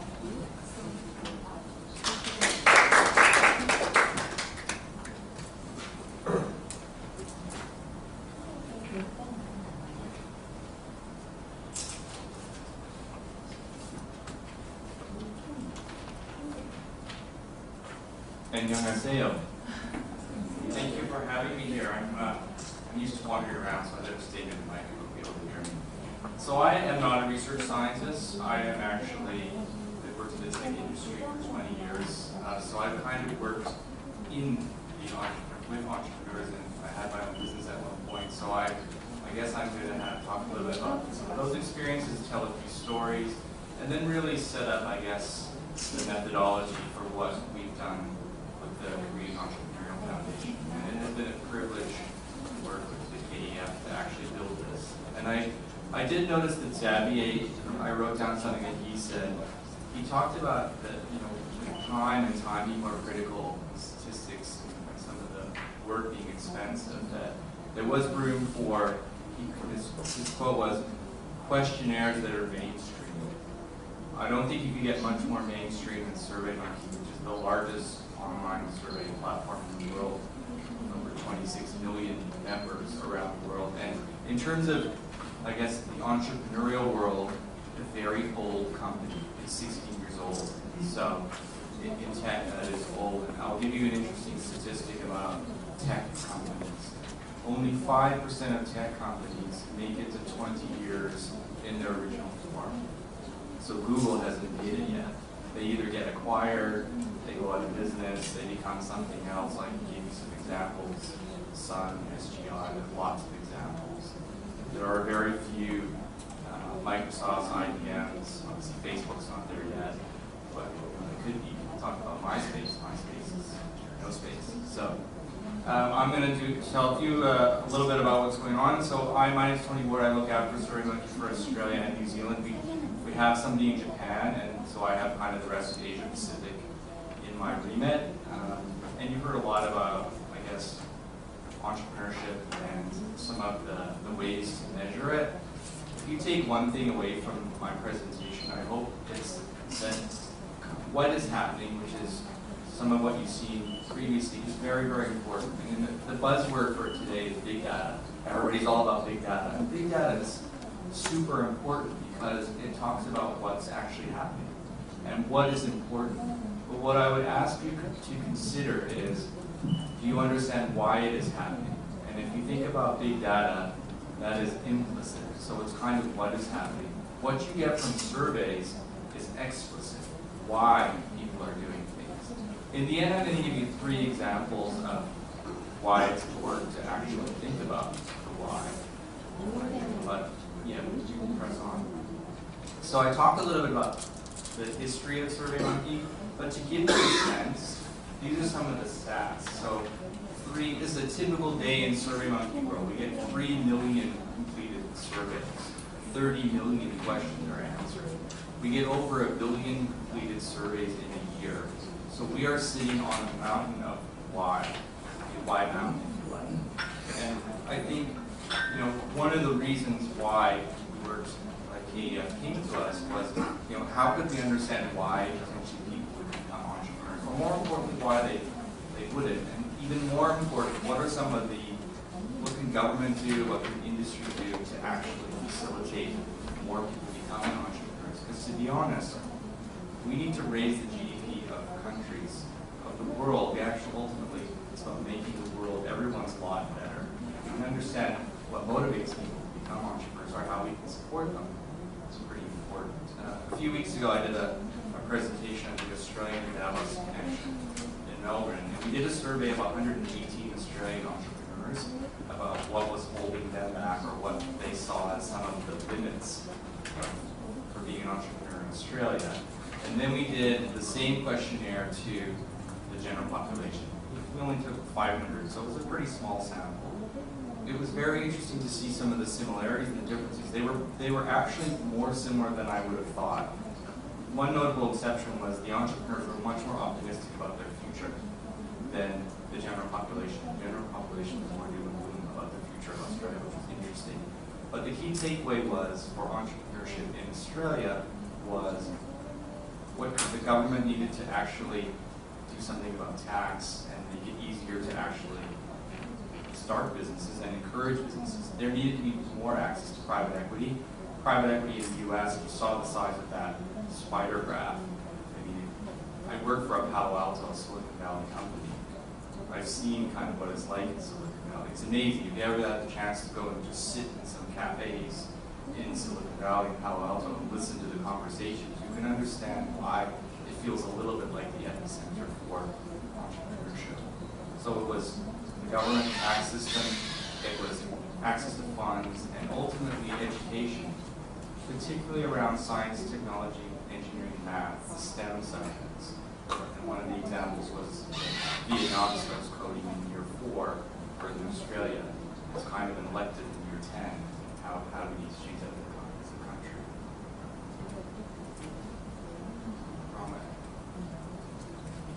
So we talked a little bit about, if you think about the what, if you think about all the statistics that are out there, all the what is going on in the world, what could we do to understand the why?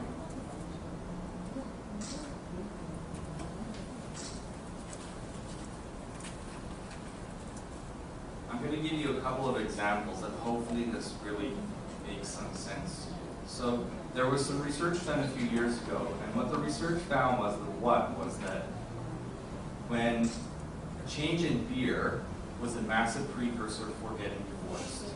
So man changed brand of beer he purchased, very likely to be divorced.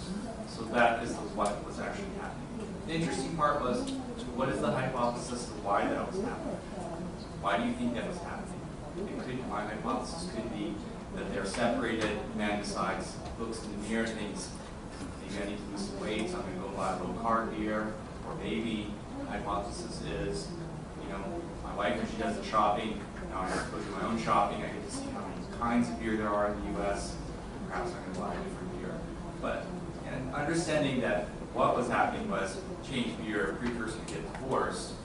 But if you're a manufacturer of beer, trying to understand why the change, and therefore, as a marketer, as a business entrepreneur, how you can actually take advantage of that is the interesting piece of the business. Google is an amazing workplace. This is a picture of a Google office in Silicon Valley, in Mountain View. And I've had the privilege to work for Microsoft for 10 years. I worked for LinkedIn for 2.5 years, and SurveyMonkey now for a year. So I've kind of seen and I've met some pretty amazing people. But one of the things that what was going on at Google, they had a problem with females leaving the workforce. So what was going on was very successful women inside Google were leaving, but they didn't really understand why they were leaving. So they were coming up with all these policies and ideas. And if you think of this instance as a sort of microcosm of the world of entrepreneurs, you'll get the sense of where I'm going with this. So they had all these hypotheses as to why women were leaving the workforce at Google. When they actually did their analysis, what they found was that it was the maternity leave policy that women were leaving Google once they were either pregnant or had just given birth to their child, that the maternity policy at Google was not very favorable. And so the policy, or what they did, was they actually extended maternity leave beyond the sort of standard 3 months in the US to actually get some of those women to return to the workforce. They offered things like part-time work, but if they didn't understand and they didn't ask the questions, didn't use a survey to actually find out why, they could have actually solved the wrong problem. And it's really important that you understand kind of what the problem is before you go and solve it. And if you think about it at a macro level for entrepreneurs, if you don't understand why people are not becoming entrepreneurs or why they are, you could go and create a whole bunch of government policies that are completely wrong. And I'll give you a real example for the Americans in the room. So I grew up in Canada. Standard lunch fare in Canada was either a bologna sandwich, cheese sandwich, peanut butter and jelly sandwich, and if your family was particularly well off, you might get a ham and cheese sandwich.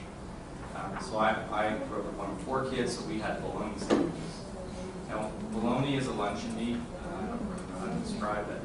A low-quality meat, let's just put it that way, native. It's the kind of optical work into something that resembles meat.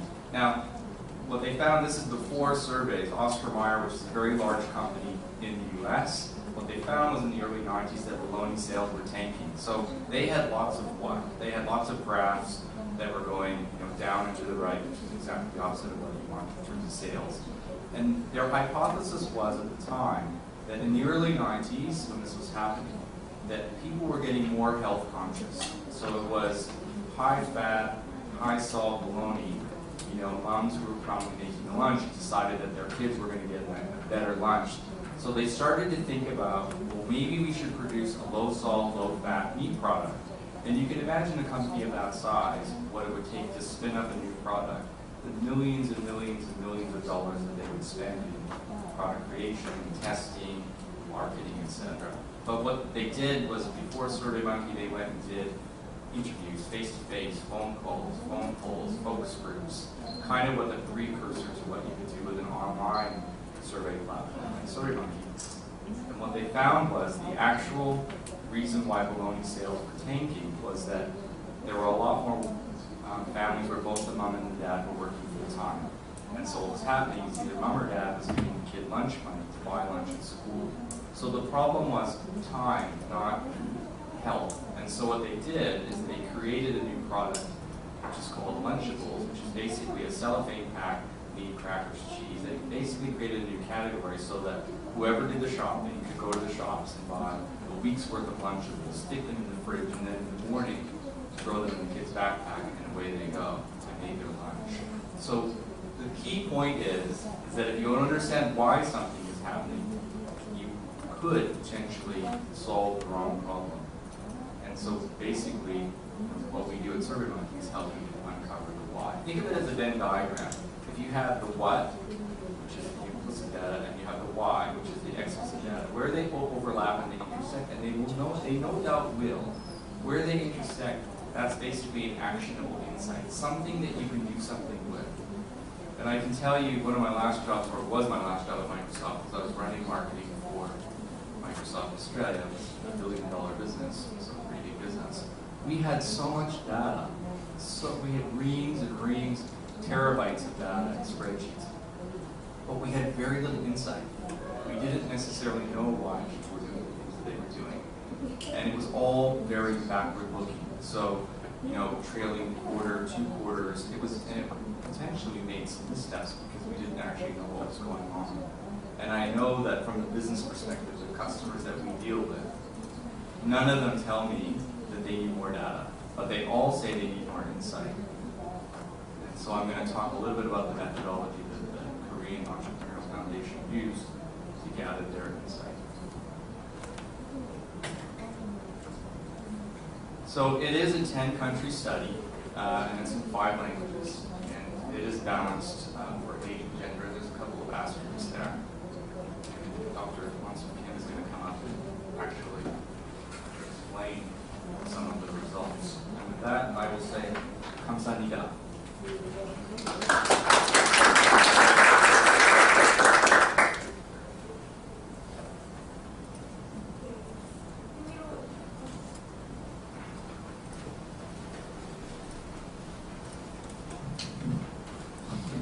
네, 흥미로운 연구였던 것 같습니다. 그래서 저희가 전반적으로 원래는 저희도 글로벌 기업가정신 인덱스라고 해서 좀 더 지수 자체에 많이 포커스를 이제 두는 그런 연구를 처음에는 시작했었는데요. 지금은 좀 더 트렌드를 어떻게 파악하고 이거를 이제 현실에 적용할 수 있을지를 좀 더 저희 결과를 통해서 알아보고자 합니다. 그래서 그런 방향성에 조금 더 서베이몽키의 이런 설문 방식이나 이런 것들을 부합을 한다라고 생각을 한 부분이고요. 올해 연구는 사실 내년 2월까지로 예정이 되어 있습니다. 그래서 올해 결과는 사실 저희가 아직은 공유해드리기가 좀 힘들고, 현재 이제 한국 조사, 그러니까 한국에 2,000명 정도 대상이 되는 패널 조사는 마친 상태입니다. 그래서 이제 여기에 대한 중간 과정으로 이번 세션에서는 이제 김윤성 팀장님께서 후보 조사의 결과는 어떻고, 그리고 이런 그 결과들을 좀 토대로 해서 다른 국가들이랑은 어떻게 비교를 해보고 어떤 결과들을 우리가 보고자 하는지 이런 방향성에 대해서 좀 공유해 주시도록 하겠습니다.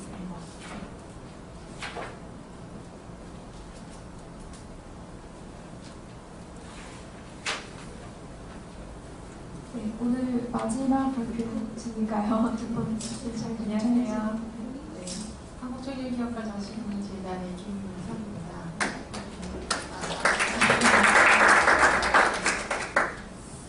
저는 한국 사람이니까 한국말을 좀 할게요. 제가 영어를 조금 잘 못합니다. 양해해 주시면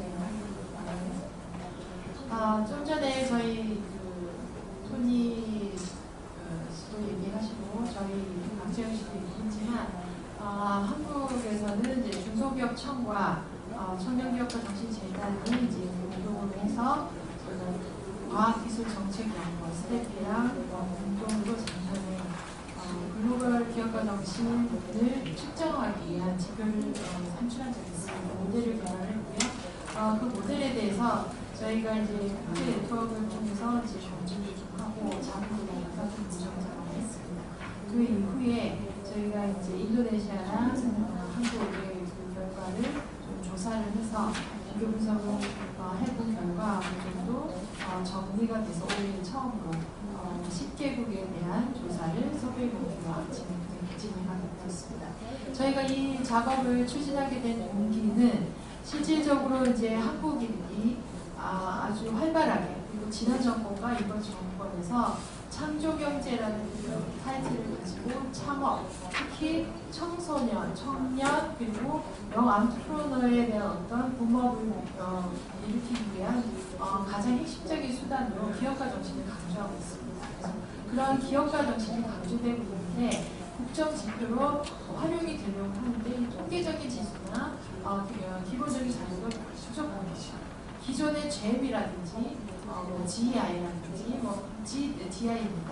기존의 GEI인데 그런 지표가 있고 OECD에서 안트프런시 에너블런스 여러 가지 좋은 지표가 있었고 그런 지표들이 실질적으로 이제 많은 분야에서 많은 대상을 포함하는 대한민국에서 정책을 추진하는 데 있어서 충분치 못하다라는 이제 그 인식하에 좀 더 기업가 정신, 마인드셋에 더 집중하고 그리고 좀 더 다양한 지금 GEM 같은 경우는 국가별로 2,000명에 대한 조사를 통해서 하고 있고 OECD는 실질적으로 이제 국가적인 경제 지표라든지 정량적인 지표를 많이 확인하고 있고 그러다 보니까 실질적으로 현장에서 일어나는 디테일하고 마이너하고 구체적인 그 자료에 대한 어떤 획득이라든지 분석이라든지 파악이 쉽지가 않다라는 문제점이 자각이 있었습니다. 그래서 문제점을 인식하고 좀 더 확보하고 좀 디테일하고 기존에 있는 지표를 원용하고 활용할 수 있는 수준에서 활용을 하되 부족한 부분은 추가적인 조사를 통해서 한번 보완해보자는 취지에서 조사를 해봤습니다. 올해는 지금 서베이 목표가 10개국 정도 하고 있고요. 추가적으로 재단이 이제 협력되면서 그다음 이제 형성되어 있는 몇 개국을 추가적으로 조사를 해서 분석 결과를 내년 3월 정도에 발표할 예정이고요. 지금 현재 한국 조사가 어느 정도 2,154개 샘플을 조사를 해서 좀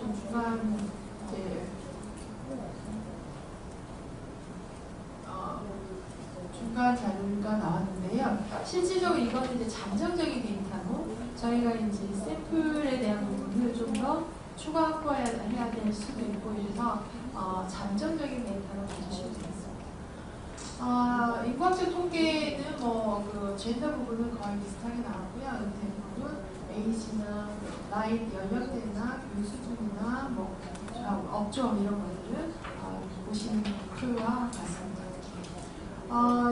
기업가 정신의 그 교육 환경 쪽을 보시게 되면 일단 초중고 학생 에서의 어떤 기업가 정신 교육이 유용했다라는 부분이 한 4분의 1 정도, 25% 가까이, 지금은 24% 가까이 나오는 것 같고요. 실질적으로 상당히 대한민국 한국에서는 기업가 정신 교육을 포함한 창업 교육들이 되게 활성화되어 있습니다. 각 정부 정부 섹터에서 그리고 학교, 대학, 초중고학교 비즈풀이라는 프로그램이 아예 있고요. 대한민국 같은 경우는 최근에 2015년 7월에 이제 정규 초중고 과목 정규 과목에 이제 기업가 정신 과목을 반영하기로 결정한 바가 있습니다. 그런 내용들이 반영이 되면 앞으로 이런 기업가 정신 교육의 어떤 활용성이라든지 교육 경험을 더 높아질 거라고 생각이 되고요. 직업 교육이라든지 평생 교육적인 측면에서도 점점 이 안트프로너십에 대한 어떤 에듀케이션의 수요라든지 공급이 밸런스 있게 다 증가하고 있는 상황입니다. 제가 되게 기계치가 그 스타트업 창업 환경을 살펴보게 되면요. 창업에 대한 경험은 전체적으로 2154개 전체 샘플 중에서 24%에 해당되는 한 474개, 한 4분의 1 정도죠. 역시 4분의 1 정도가 창업 경험이 있다라는 얘기를 하고 있고요. 그런 것들이 실질적으로 여러 가지 생계형들, 기회형을 추구의 형태든 어찌됐든 창업에 대한 경험치는 한 4분의 1 정도는 지금 것으로 파악이 됐습니다. 전통적으로 한국은 생계형 창업이 상당히 높다라고 되어 있는데요. 역시 저희가 조사했을 때도 한 1.7배 정도가 기회형 창업보다는 높게 나타나는데, 사실상 한국에서 기회형 창업과 생계형 창업에 대한 내용은 실질적으로 다른 나라에서 국가적으로 글로벌한 시각에서 보는 기회형 창업하고는 조금 괴리가 있습니다. 한국은 실질적으로 생계형 창업은 업종을 가지고 쉽게 1차적으로 판단하는 경향이 좀 짙은데요. 예를 들어서 도소매라든지 소상공인 업종 이런 경우는 생계형이라고 직관적으로 판단하는 경향이 있습니다. 하지만 이제 글로벌 지수나 이런 글로벌 연구자들에게 기회형 창업이라는 것은 자신의 역량과 기회를 활용해서 새로운 어떤 가치 창출을 위한 활동을 위해서 창업을 선택하는 것을 기회형 창업으로 보고 있거든요. 똑같은 예를 들어서 치킨집을 창업을 하더라도 이게 이제 생계형인 경우가 많다라고, 국내에서는 보통 한국에서는 그게 생계형 창업이라고 그냥 일괄적으로 이제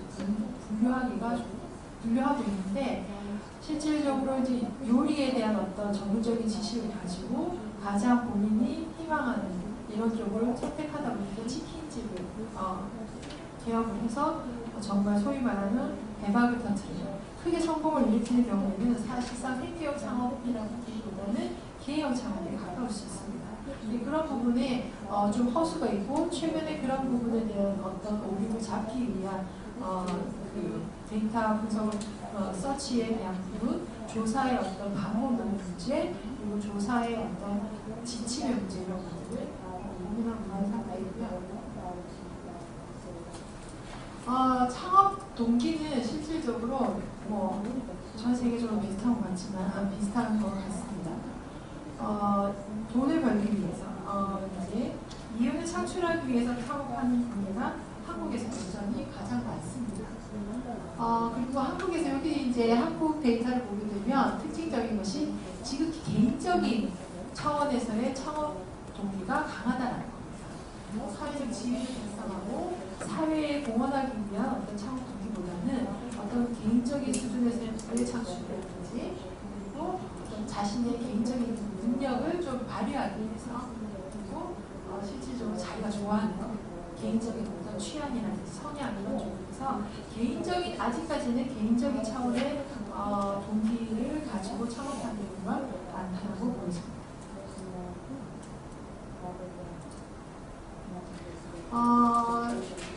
창업 동기들은 실질적으로 그렇게 진행이 되고요. 작은 조달이나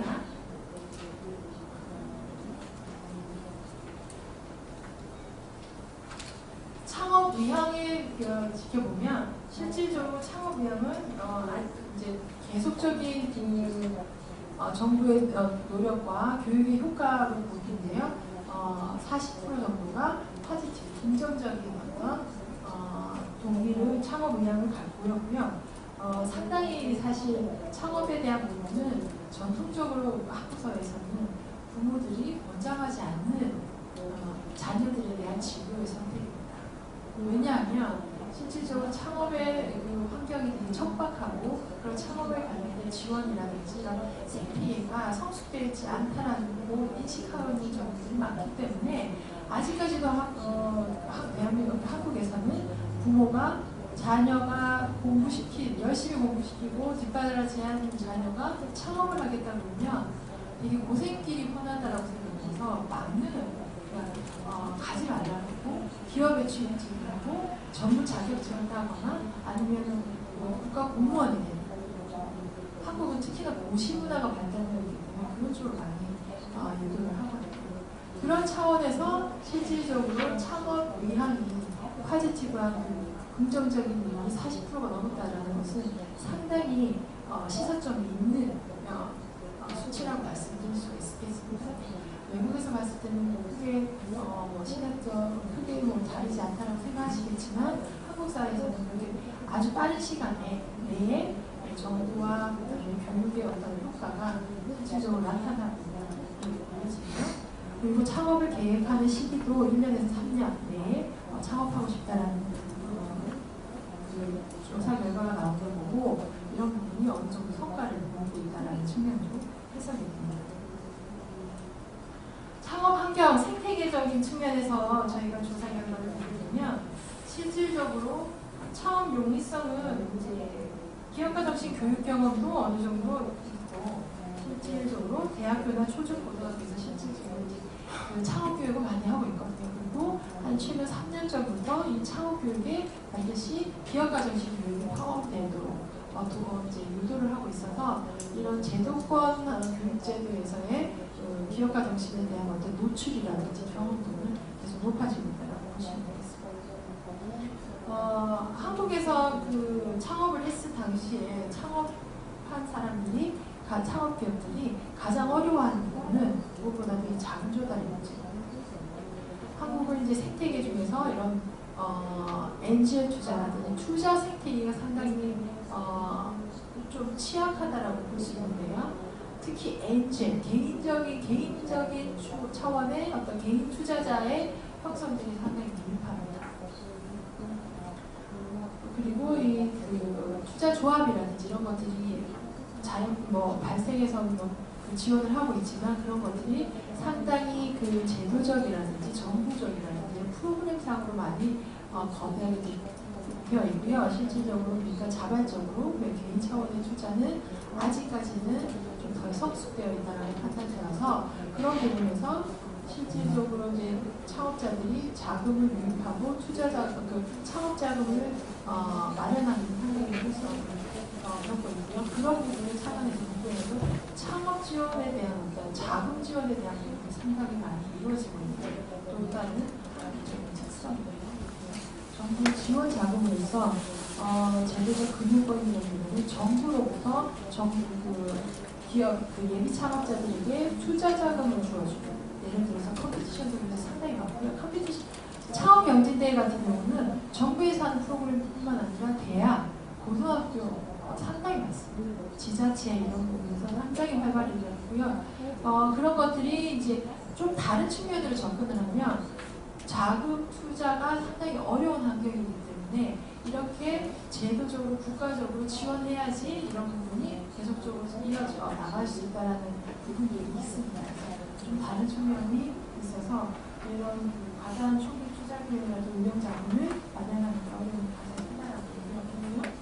그리고 최근에 기술이라든지 특히 고객들의 어떤 수요라든지 이런 것들이 너무나 빠르게 변화하고 발전하고 있기 때문에 시장과 경영 환경의 급격한 변화에 대한 어려움도 많이 최근에 점점 그 어려움을 많이 해소하고 증가하고 있는 추세입니다. 자금 조달이나 창업 교육센터의 경우에는 외국에서도 많이 그렇다고 하지만 개인적인 스스로 본인 조달하는 자부담이 가장 높고요. 그 부분이 실질적으로 70%가 개인이 마련해서 진행한다고 하고 있습니다. 다만 여기서 이제 정부 지원이 제가 조금 전에 말씀드렸지만 거부먼트 펀딩이 되게 적다라고 생각하는데 제가 말씀드린 것 조금 다른 점차겠지만 이거는 실질적으로 경진대에 가서 경진대에는 정부나 지자체나 이런 공공자금이 투입이 되는데 본인이 답할 때는 자기가 노력해서 딴따라 생각해요. 본인 조달로 지원하는 그런 부분은 정부 방할 수가 있는 것 같고요. 창업보육센터는 실질적으로 한국에서 한 10년, 15년 전부터 상당히 역점적으로 활용하고 있는 창업 생태계의 주요 지원 프로그램이고요.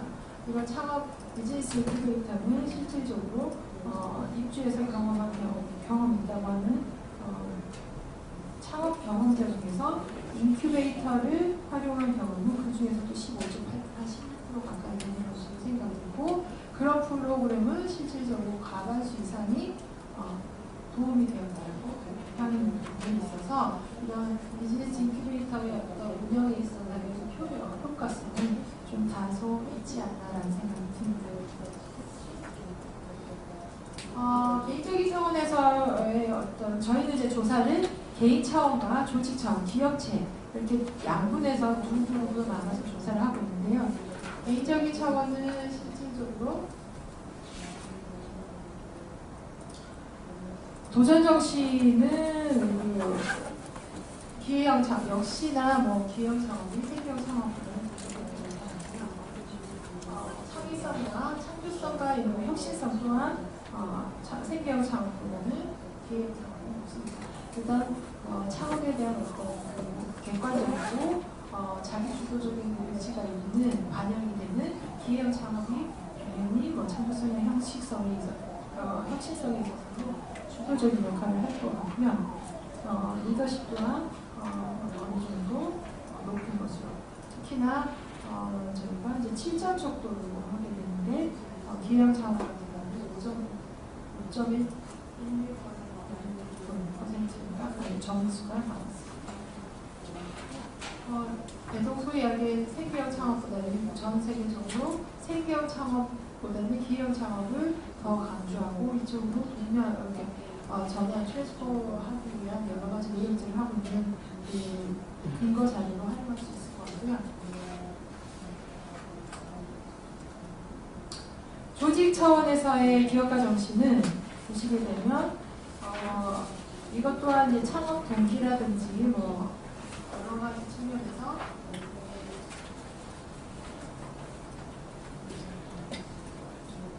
생계형 창업보다는 기회형 창업이 어떤 수치가 거기서 있습니다. 근데 이제 보시면 아시겠지만 일단 샘플 수가 155개 그리고 98개에 대한 내용이기 때문에 이 부분은 실질적으로 이런 내용을 감안을 해서 좀 봐주셔야 될 것 같고요. 이걸 좀 더 통계적인 방법론으로 유의성이라는 그런 검증을 조금 해야 되는 것 같습니다. 일단 트렌드로 이제 조사 결과로만 봐주시고요. 그 조직 차원에서의 어떤 기업가 정신에 있어서 여러 가지로 봤을 때 생계형 개인적인 차원에서의 어떤 기업가 정신과 마찬가지로 생계형 창업보다는 기회형 창업이 모든 면에서 혁신성, 기업가 정신의 핵심 요소로 얘기되는 도전성이라든지 혁신성이라든지 창의성이라든지 리더십, 자기 주도성이죠. 이런 것들이 실질적으로 높게 나타나는 것은 기존 결과와 크게 다른 바가 없다고 보십니다.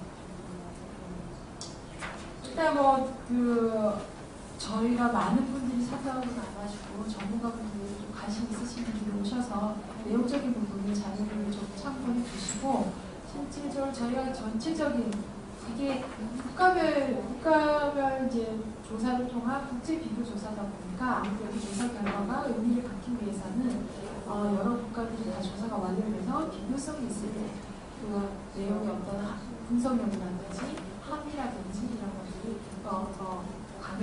생각하고 좀 더 보완되고 좋은 내용을 이제 내년 3월에 만날 수 있기를 기대하고요. 저희가 이 세션을 마련하고 또 멀리서 어려운 거문을 요청드리면은 실질적으로 이제 저희가 개발한 지수에 대한 그리고 기존에 많은 선행 조사 기법이라든지 부분들이 있으신데 저희가 온고잉하기 위한 어떤 조언이라든지 지표에 대한 어떤 자문이라든지 그리고 조사할 때 어떤 어려운 이런 것들을 공유를 해서 저희가 같이 도움을 좀 받았으면 좋겠다는 측면에서 요청을 한번 보시게 되고요. 저희도 실질적으로 조사 저희 재단이 생각할 때는 이런 조사는 항상 연구조사 파트에서는 정답을 구하기가 어렵습니다. 가장 근사값을 어떻게 효율적으로 정확하게 찾아내느냐가 중요한데 그런 방법론에 있어서는 선행 연구 지표라든지 지수가 좋은 선례, 벤치마킹 모델이 될 것이라고 생각을 하고요. 다만 한국에서 이런 정책적인 부분 그리고 기존의 지표들이 잘 맞지 않다라고 하기보다는 조금 부족한 부분이 있는 부분에서 특히나 아시아권이나 이런 부분에서는 실질적으로 아시아적인 특성에 관련된 지표나 이런 것들을 반영한 부분에서 좀 더 보완적인 상황에서 도움을 서로 보조하는 역할을 성공적으로 이제 수행할 수 있지 않을까라는 생각이 듭니다. 그래서 그런 부분에서 많은 필드나 아니면 오늘 오신 발표자분들의 좀 부탁드립니다. 감사합니다.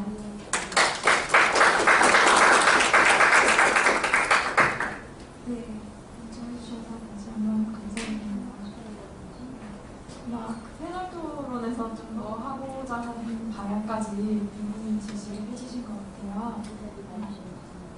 하지만 저희 지금 테이블을 조금 정리를 해서 오늘 오시는 분들하고 카트먼트까지 모두 모셔서 이런 부분에 대해서 좀 피드백도 드리고 그리고 이제 오늘 오신 분들께 몇 가지 질문도 받고 시간을 좀 나누도록 하겠습니다.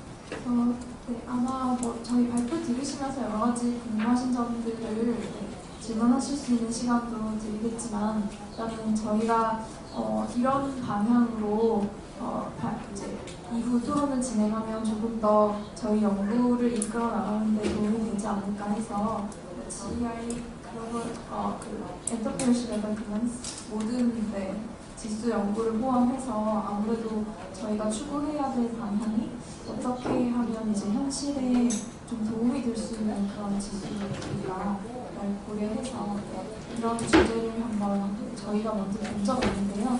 이것뿐만이 아니라 다른 분들도 이렇게 말씀해 주시면 좋겠습니다. 보시면은 프로젝트를 좀 끄고 의사분들이 얘기해 주시면 시작하도록 하겠습니다.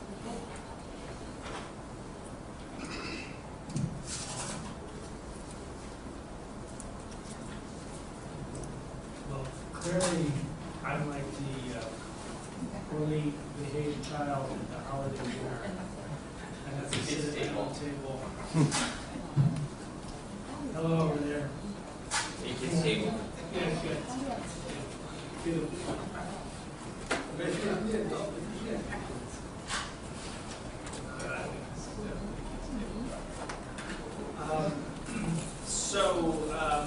I think first of all, thank you very much to the foundation for hosting us here, for their great work with GW 2015 venue, main hall there, and this event.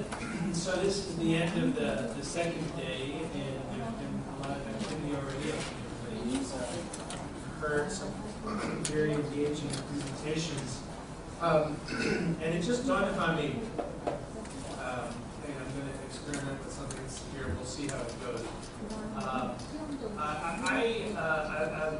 To start out, I'd like to do a role play, okay? And I'm going to be the minister of commerce, whatever it might be called in Indonesia. Okay? We have some very good friends with the Ciputra Foundation who have been very involved in supporting entrepreneurship there.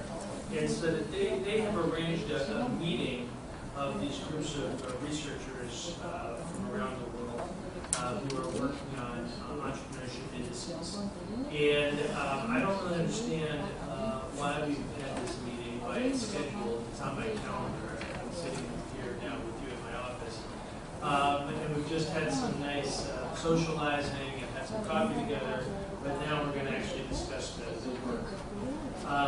And so I'm sort of curious, but I'm, like I say, a little bit confused. So I want to understand some basics about this topic, and then I want to understand a little bit about what the work we're doing. Okay, so this is how we're going to mind it. Are you good with this? Okay.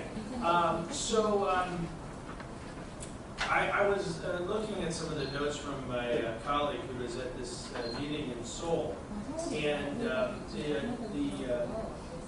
gentleman from SurveyMonkey talked about the why, and why would we do this, and I thought that was quite interesting because, to be honest, I don't really know the why. Why do I need any data for entrepreneurship? If we have entrepreneurs in this country, we have a small business, small medium enterprise lending facility. We've had it now for 30 years. Many entrepreneurs get loans from the government for their businesses. But I have to be honest with you, we really don't have a lot of jobs, new jobs from entrepreneurs or big employers. Where we really put our effort is our big companies. These small entrepreneurs really don't do a lot for our economy. So can you explain to me why entrepreneurship is important? Do you have any experience with this that can help us? Maybe Mr. SurveyMonkey, because you said that you had experience in entrepreneurship in the United States. I could have avoided that.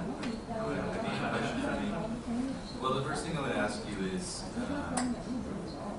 what problem are you trying to solve? So you may decide as a minister of industry, you may decide that you don't actually have a problem, in which case I would say that or you sounded like the problem was that you have relatively high unemployment, and maybe you were hoping to raise the GDP of your country or the standard of living across the board. Perhaps one of your hypotheses is maybe that you knew that you had more entrepreneurs that could solve that problem. That would be the first question I would ask you. Okay, so what problem am I trying to solve? Yeah. Okay, well, what problem? I mean, Maria Rosa, you studied this for many years at OECD. What problem do you think I might solve by entrepreneurship? What could be the why for me here at OECD?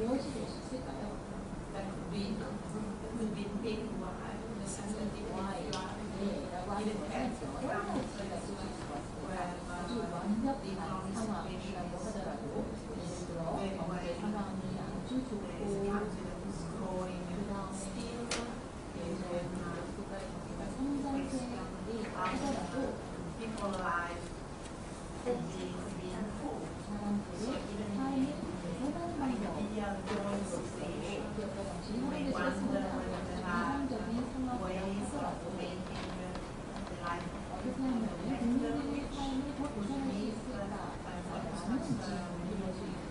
technological devices, new ideas on how to educate or how to make life of women entrepreneurs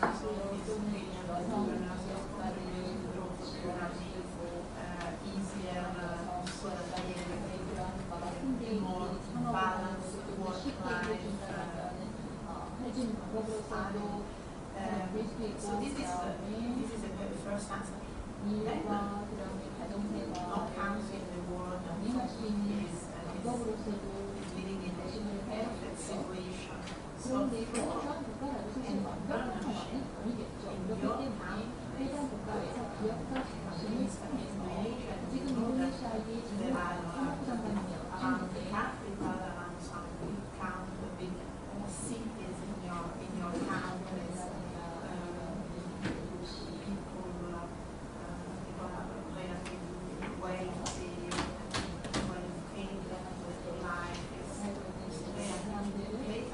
But in more remote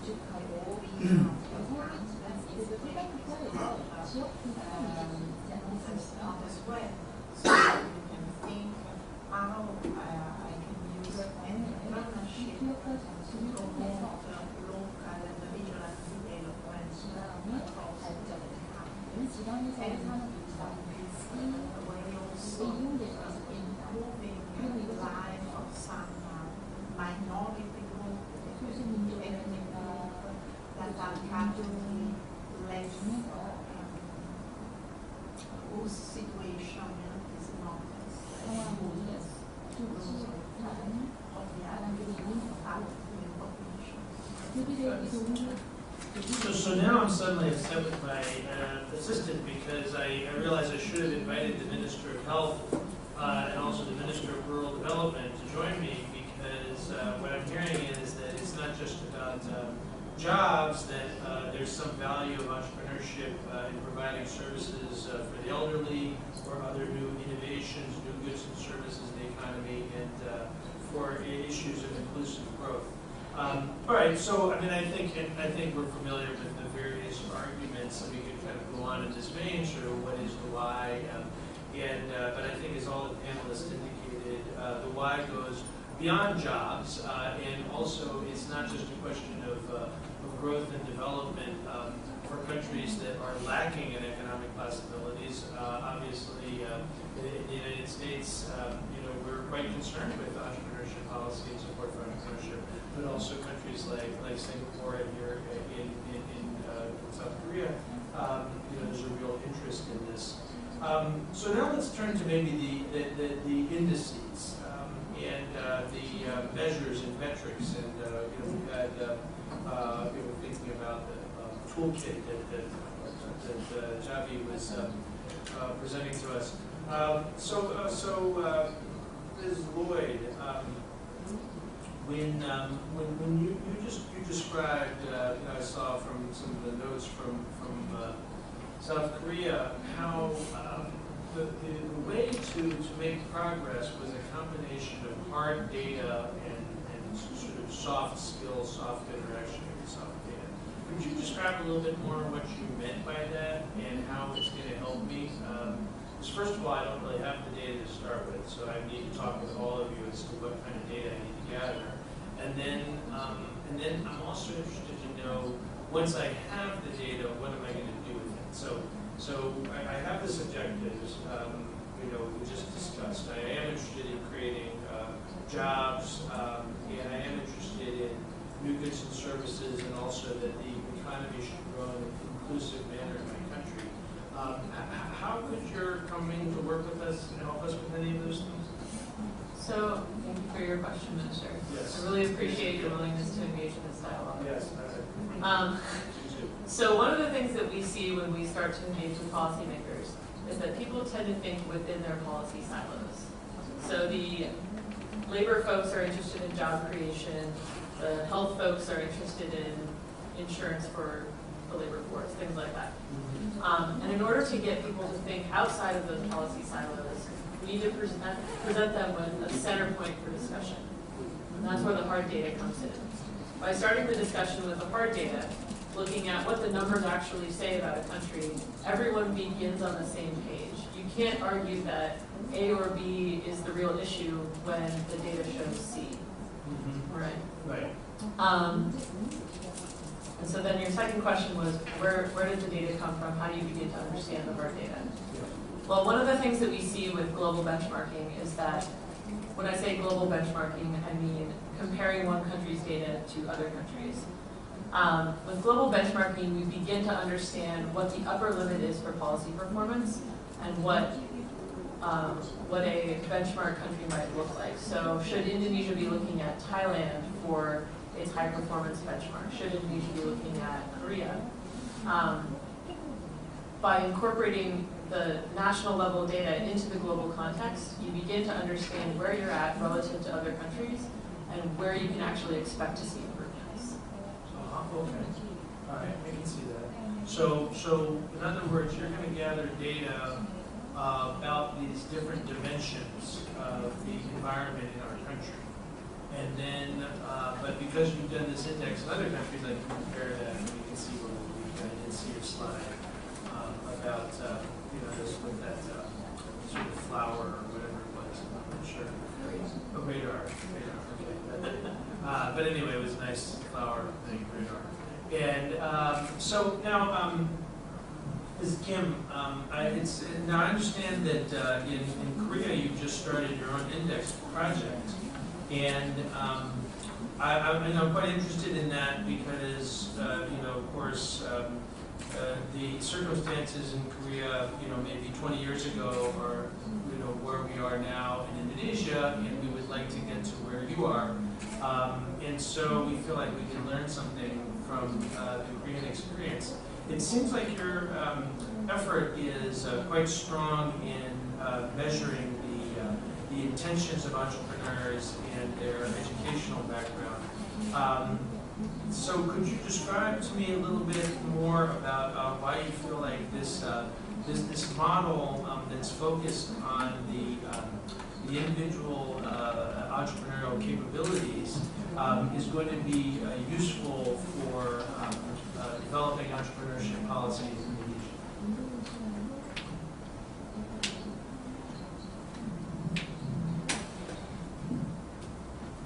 한국에서는 실질적으로 이제 제가 발표한 슬라이드에 보면 이제 개인적인 차원에서의 어떤 그 창업 동기들이 많다라고 말씀드렸던 게 그 전후 이후에 저희가 이제 재단에서 한국의 기업가정신 변천사 연구를 한 적이 있습니다. 그거 같은 경우는 이제 전쟁, 해방 이후, 저희가 이제 1945년에 이제 해방이 됐었는데 해방 이후에 지금까지의 기업가정신의 변천 과정을 이제 역사적으로 저희가 분석을 해서 프로젝트 결과를 어저께 이제 제가 발표를 한 적이 있는데 실질적으로 처음에는 한국이라는 민족적인 정서가 두뇌라든지 상호 협력 그리고 품앗이 그리고 이런 공동 협력에 대한 기반 지역 기반의 어떤 그런 협력 정신이 많아서 그런 것들이 팽배해 있다가 이게 이제 자동 해방 이후에 그리고 이제 그 큰 경제적 위기를 겪으면서 그때 이제 들어왔던 여러 가지 이제 사조라든지 이런 것들이 실질적으로 일단 잘 살자라는 그런 자본주의적인 그 것이 이제 정책적인 기조로 받아들여지고 이런 것들이 상당히 플러스가 되면서 이 개인적인 차원에서의 어떤 그 생계 유지로부터 기업가 정신이 이제 발생했다라고 저희가 분석이 되었습니다. 그런 과정에서 기업가 정신이 그 전통적인 어떤 공동 지역체 공동 협의체에 기반한 상호 협력의 기업가 정신으로부터 지극히 개인적인 성향의 창업가 이런 쪽으로 조금 변화를 이루었고요. 그런 것들이 쭉 이어져 오면서 그리고 이제 그게 학력이 고학력이 되고 어떤 이제 경제적 부가 달성이 되면서 국가적인 어떤 GDP라든지 이런 것들이 이제 올라가면서 실질적으로 이제 그 지극히 개인적인 차원에서의 문제 해결을 위한 어떤 기업가 정신 그리고 창업 이런 것들이 지금까지는 진행되고 있다고 봅니다. 그러다 보니까 실질적으로 이제 최근에 어떤 기업가 정신이라는 것이 개인적인 차원에서의 창업 동기와 기업가 정신으로 포커싱이 되어 있는 것 같고 정부 차원에서도 이런 지극히 개인적인 성향의 기업가 정신이 사회적인 어떤 공유라든지 이런 부분에서 상당히 이제 격차를 두고 있어서 그런 것들을 어떻게 해소할 것인지에 대한 고민이 많이 이루어지고 있고요. 그러다 보니까 이제 협업 기반의 그런 그 유럽 모델이라든지 교육이라든지 이런 그 내용들을 많이 벤치마킹하고 있는 것 같습니다. 제가 바른 대답이 되었는지는 모르겠지만 인도네시아의 경우도 제가 알기로는 실질적으로 인구 구조상 경제활동 인구가 절반 이상을 이룬다고 알고 있는데 실질적으로 이 친구들이 산업 기반이 약한 취약한 인도네시아 산업 구조로 인해서 일자리에 대한 실업률이 상당히 높다고 들었습니다. 한국에서는 실질적으로 자본주의와 상업화의 어떤 발전기에 이런 지극히 개인적인 성향으로 갔다가 최근에 다시 이렇게 돌리는 것이 쉽지 않고 그런 것들이 상당히 많은 이제 그 자본이라든지 정책적인 지원이 투입되고 있다고 봤을 때 인도네시아에서도 그런 부분에 어떤 것들을 벤치마킹해서 인도네시아의 기업가 정신을 활성화하기 위해서는 좀 협력, 선진 모델이라든지 그런 교육적인 어떤 부분을 좀 활용을 해서 이런 시행착오나 이런 부분을 좀 좁힐 수 있는 것들이 이루어지면 어떨까라는 생각이 듭니다.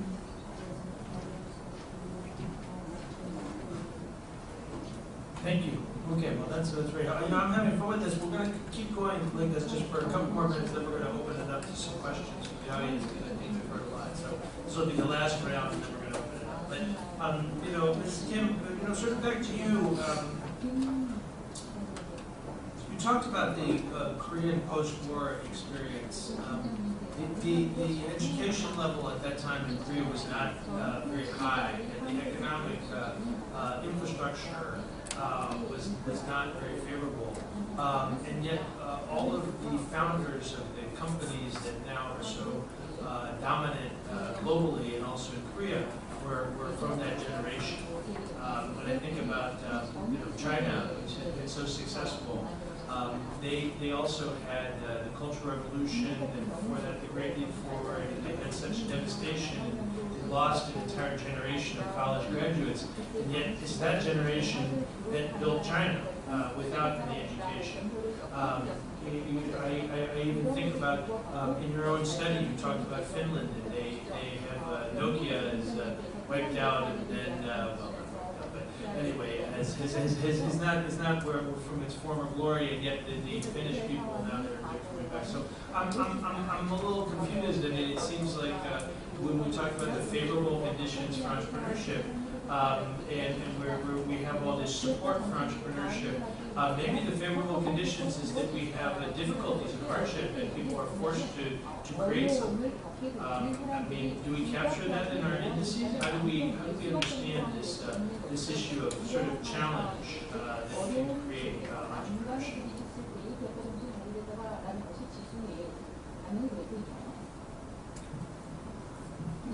말씀해 주신 걸 좋은 질문 감사합니다. 일단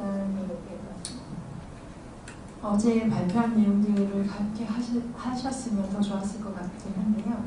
한국은 실질적으로 이제 전쟁을 겪고 나면서 실질적으로 말씀하신 것처럼 아주 척박한 이제 산업 환경과 그리고 자본이 없는 일단 태생적인 한계를 가지고 있는데 그런 것들을 극복하기 위해서 일단 생존하기 위한 수단으로 Translating, we cannot. I'm sorry, I'm not getting a translation.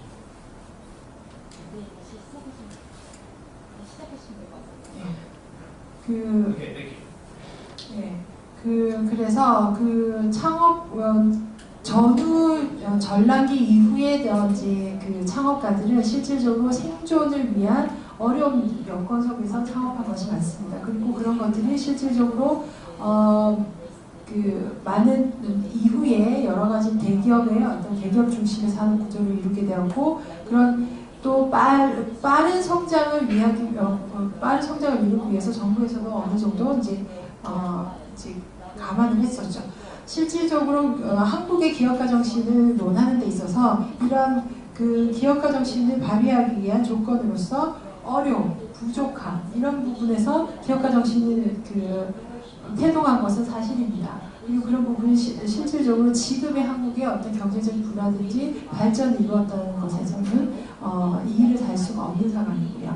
근데 이제 그런 어려움 속에서 발휘하는 그 기업가 정신을 저희는 이제 도전 정신이라든지, 그리고 저희는 또 끊임없는 열정이라든지, 그런 사례들을 상당히 많은 풍부한 사례들을 가지고 있습니다. 그리고 그런 것들이 한국 내에서의 긍정적인 평가뿐만 아니라 해외에서도 좋은 긍정적인 평가를 끌어내고 있고요.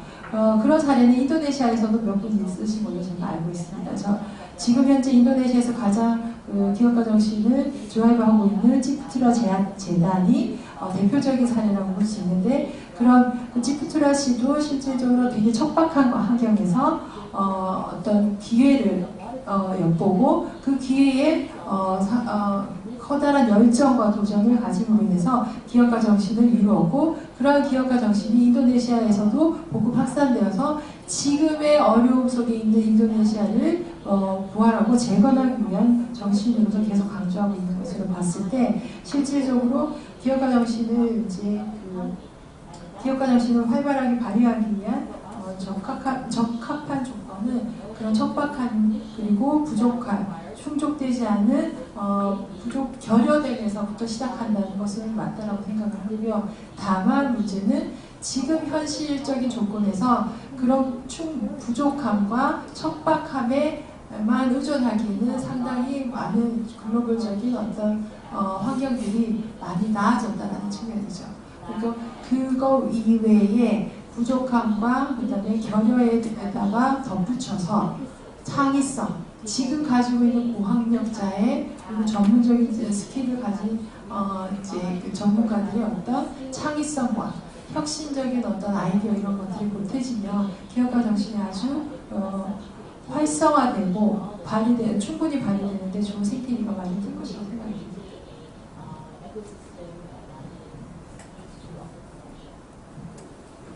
Great. Well, I thank you so much for having joined me here at my offices. I have a dinner now scheduled with Richard Branson, so I'm afraid I'm going to have to go very soon. But before I leave, I'm interested, Ms. Lunati, Ms. Lloyd, if you could tell me, any final thoughts you have as to what I might learn, say, from the OECD about entrepreneurship, why I should be focused on your particular data resource for the future, and also what is there anything that you haven't heard today that you can tell me precisely will be useful and that I can bring to my president to explain to him the importance of it. Last thought, please.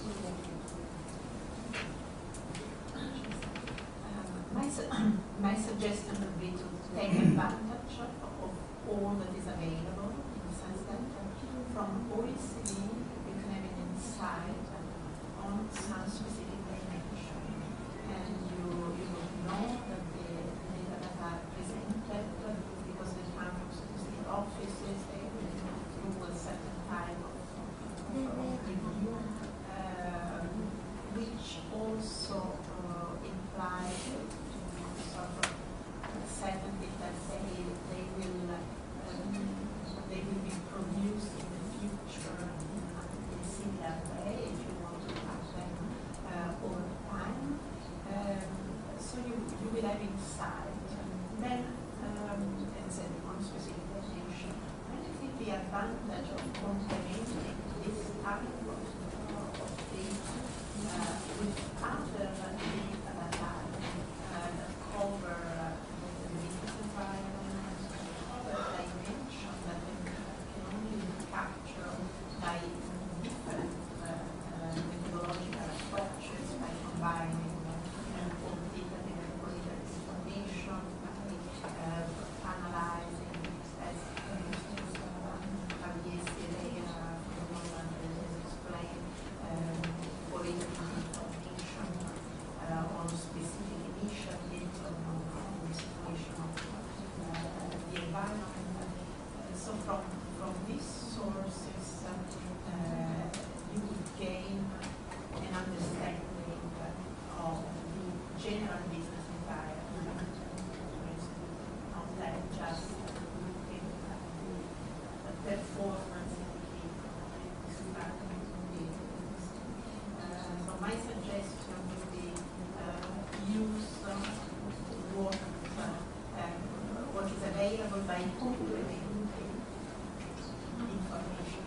Great. Well, that makes a lot of sense to me.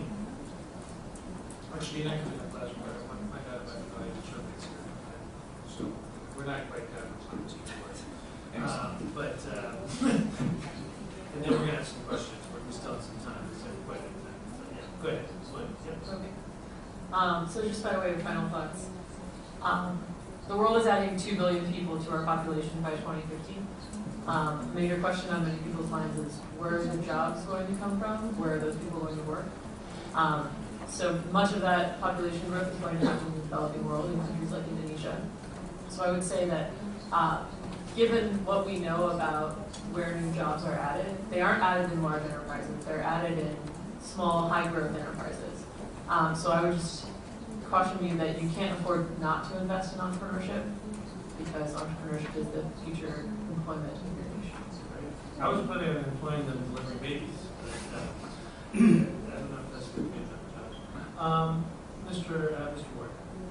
So what I would say to you, Minister, is speed is the new currency of business and of government. And I would say that you're speaking from a country that's had 5 prime ministers in 5 years, and 2 of them twice in that period. Your population is young, and they will be impatient, and they will expect you to take action reasonably quickly. And I would urge you to figure out what problems you are trying to solve, and as the other panelists have said, use all the data and all the insights at your disposal to make the best decisions possible and act with speed. So once a decade census may not give me all the information that I need. Perhaps not. Perhaps not. Okay, all right. We're going to move it up to once every 5 years. No one will be all set. And just as we transition, I'll now break out of our role. Thank you for playing along with that. At least it was entertaining for me, and that's really all that matters here. So speaking of my Kaufman Foundation role and as a professor who studies these questions, I first of all, I fully agree with Maria Rosa about the complementarity of these different resources. Furthermore, I would say that there is an economics, a phenomenon known as capital deepening. And in the capital deepening stage of development, there's really just sort of the inadequacy of machines and equipment in the manufacturing age, but today of the other resources, computers, and other hardware that allow people to be fully productive. And in order to have capital deepening, you need to have savings. And in some countries, that's voluntary savings. In some countries, the structure of the state basically manages to direct savings. And most places have grown rapidly with this phase of capital deepening combined with population growth. In all of North America, all of Europe, and all of East Asia are now at below replacement rate fertility, which means that absent aging and immigration, all of North America, all of Europe, and all of East Asia are on a trajectory towards declining populations. If it wasn't for sub-Saharan Africa, we would be reaching peak global population much earlier than the predicted 2030, 2040, 2050. Really, almost all of the population growth in the next 30, 40 years will come from sub-Saharan Africa. The rest of the world is not growing in terms of population. So that will not be a driver of growth. Capital deepening also won't be a driver of growth. We're going to have a continued movement of the technological frontier, but we're not under-equipped with capital as a general rule. So from that standpoint, I don't think that it's any coincidence that we've seen this explosion of interest around the world in global entrepreneurship, that we have events like Global Entrepreneurship Week that now attract 10 million people.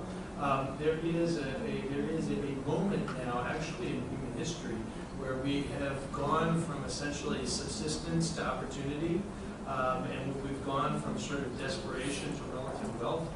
Korea has done this more rapidly than any country in the world, although Taiwan and Singapore are very, very close. So it's a remarkable time, and I don't think that we can do this without any kind of a roadmap or any kind of guide. And so, all of these phenomena that we're talking about will happen without us, they'll happen without data, they'll probably happen without government, because it's just a mandatory, it's a sort of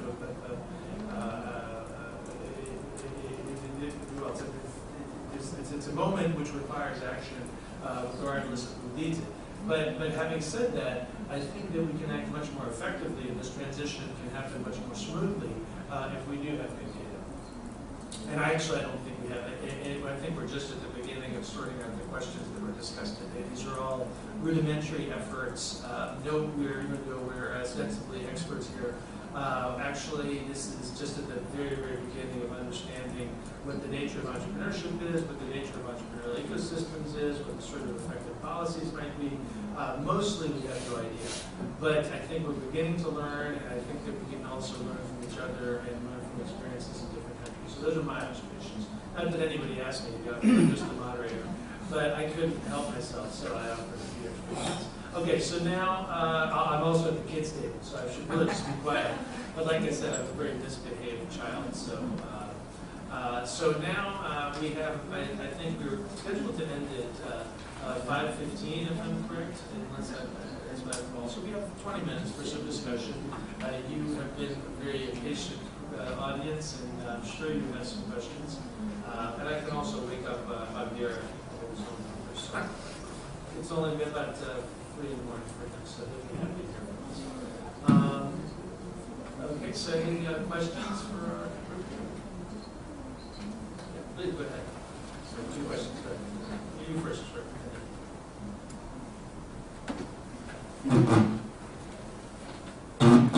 인도네시아에서는 기업가정신을 학제적으로 일단 디스플리너리적으로 뭐라고 정의를 하는지 하고, 두 번째는 그 인도네시아에서 기업가정신을 발현할 수 있는, 기업가정신의 발현과 기업가적 행동을 실천할 수 있는 그런 어떤 상황적인 요소가 어떤 요소가 있는지 두 가지가 있습니다.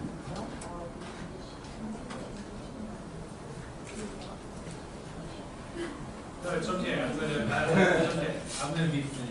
I'm going to answer incorrectly, and then you're going to correct me, okay?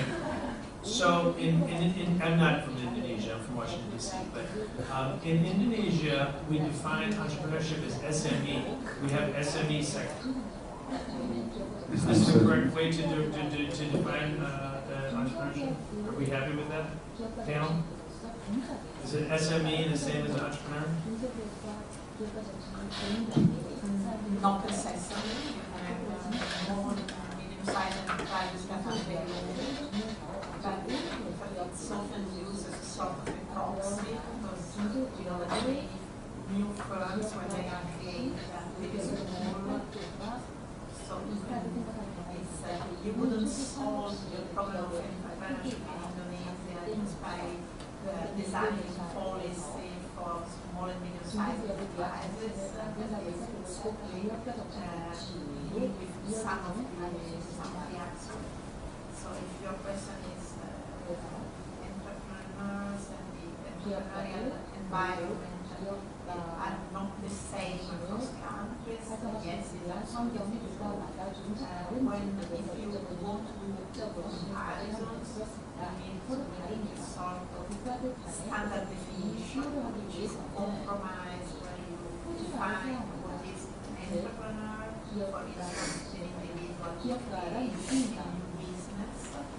This definition would be less or more appropriate depending on country context. If you want to track and monitor what's going on across different environments, you need to simplify, and this is data measures. They don't measure exactly what like in reality, which is as close as possible. And then the business environment is necessarily different across countries. Very arbitrary exercises such as the GED that measure different dimensions. I'm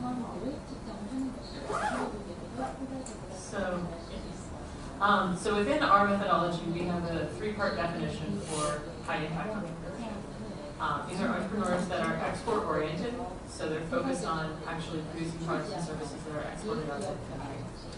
They're market expanding, so they're developing new products, new services. What they're introducing is new to the marketplace. And the third, forgive me if I forget which two I mentioned, which one I have named. The third quality is high growth. So they're interested in growing by 50%, adding 10 new employees in 5 years. I might have a number more than that, but you get the idea. So we think that these three characteristics define entrepreneurship in terms of what we really mean when we talk about entrepreneurs. So this is not adding another newspaper seller on the corner. By the standard small and medium-sized enterprise definition, that newspaper seller might be qualified as an entrepreneur. But what we really mean when we talk about entrepreneurship are the enterprises that are growing, that are adding jobs, that are focused on expanding and scaling. So what fraction roughly of SMEs would you say belong to your category? Roughly speaking, or with the range? It depends a lot on the country context. Yeah. You would have a lot lower rate in sub-Saharan Africa. But it's between like 5 and 10. I think it's, well, in terms of gazelles, I mean, I know at 15 maybe I'm very high, but sort of 5 to 12, 5 to 10 sort of thing. So, yeah, but that's a very important question, obviously. But I mean, going back to the KF Entrepreneurship Index, I mean, it's not impossible. We could define entrepreneurship in terms of mindset, and if we had tested about entrepreneurial mindset, we might think about an entrepreneurial child who is far from building an actual business. It's possible to think about that. It's also the most basic thing is entrepreneur, someone who starts a business of any type. It's the most rudimentary. An entrepreneur could be somebody who starts and grows a business without any kind of criterion as to what that is. An entrepreneur could be somebody who starts and grows a business, but grows a business rapidly. The business, though, could be a restaurant or a dry cleaner doing nothing particularly innovative. And an entrepreneur could be someone who starts a business, grows the business rapidly, and does something creative or innovative. And these we sometimes call Schumpeterian entrepreneurs, after Joseph Schumpeter. So, and I think that the TUNA index is really focused on these high-impact entrepreneurs and high-growth or Schumpeterian entrepreneurs, and they do play a particularly important role. But I think depending on the environment, we might consider any one of the definitions to be relevant and important. But certainly, it's not a part of the definition. You had a question. We love the last question. So, 저는 서베이모키 한국 매니저로 일하고 있는 이윤의 나무고요. 저희 보스에게는 실시간으로 조금 더 주도록 하겠습니다. 제 질문은 미스 로이드랑 미스 루네티에게 하겠는데요. 좋은 말씀 잘 들었고요. 기업가 정신이 우리 사회를 뭐 경제적으로나 말씀하신 것처럼 환경적으로 아니면 국적인 측면에서 새로운 돌파구가 되고 우리 사회를 좀 더 발전시키는데 세계적으로 중요한 그런 요인이 될 수 있다는 데 동의하는데요. 그 제다이에서 제다이 홈페이지를 봤는데 자료를 보면 기업가 정신이 선진국은 파란색이고 후진국은 빨간색으로, 그러니까 기업가 정신 수치가 후진국은 낮고 선진국은 높게 나타나는데 그냥 2차 대전 이후로만 본다고 하면은 한국을 제외하면은 그냥 선진국은 자본도 많고 정부도 안정적이고 많은 리소스 갖고 있기 때문에 계속 잘 살아오고 계속 앞으로도 뭐 기업가 정신도 잘 될 텐데 거기에 이제 기업가 정신까지 있으니까 더 발전될 가능성이 높은데 후진국들 아까 모더레이터께서 말씀하신 그 서브사하란 컨트리들이나 아니면 뭐 그런 그 후진국들 같은 경우에 사회의 기본적인 인프라도 부족한데 이 기업가 정신도 되게 낮게 나오고 있잖아요. 그러면은 이런 연구를 나 이런 지수로 하면 결국은 그런 후진국들이 선진국을 따라잡을 수 있는 그런 뭐 방법이나 아니면 그런 해결책에 대해서 조금은 더 논의하고 그런 쪽으로 연구의 결과에 방에 맞춰지는 게 좋지 않을까 생각을 해서 질문을 드리겠습니다.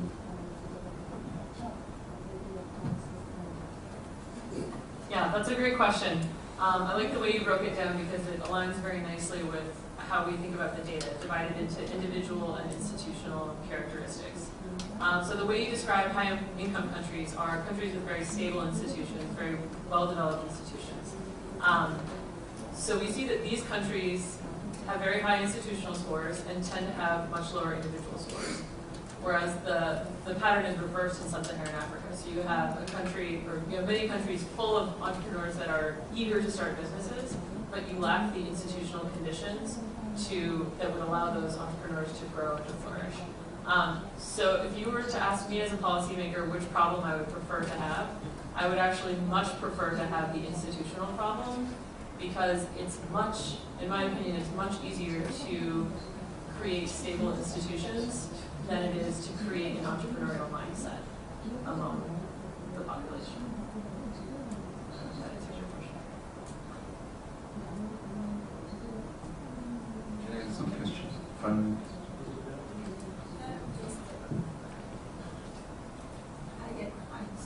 I agree with what was just said.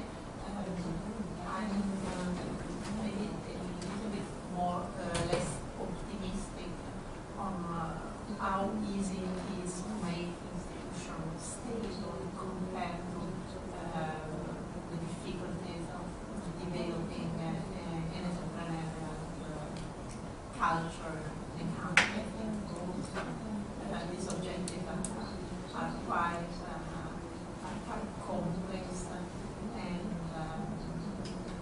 so from a policy maker point of view, I see why this was suggested by Mrs. Point. But still, my feeling is that in some developing countries, to make the institution more stable, it means also to create the culture of the state that is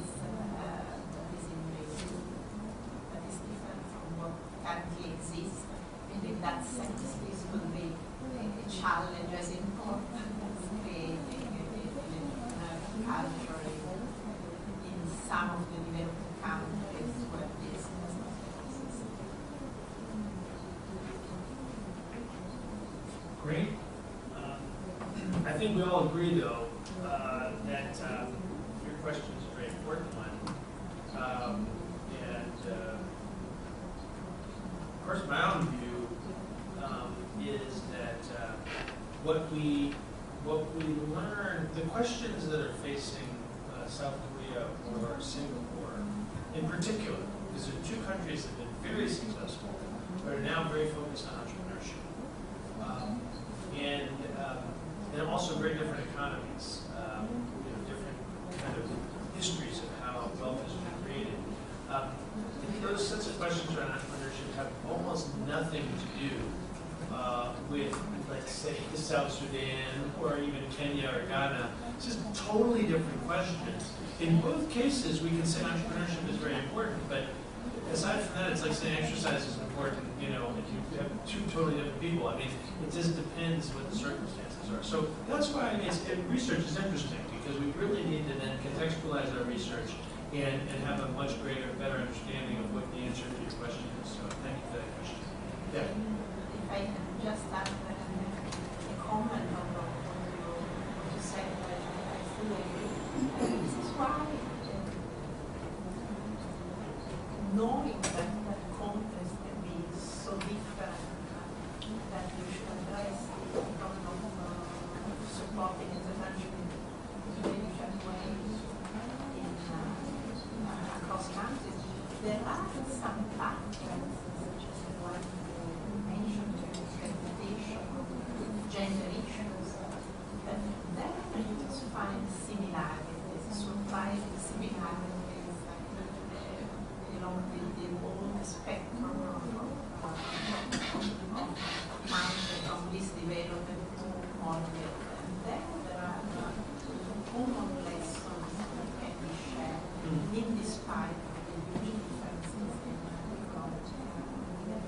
Great. Qualification. Other questions? We have 7 minutes in our assigned time. I certainly have a lot I'm ready to say. I should sort of ask a question. Anyway? Thoughts, comments, observations? Because I'm a professor, I will call on you later.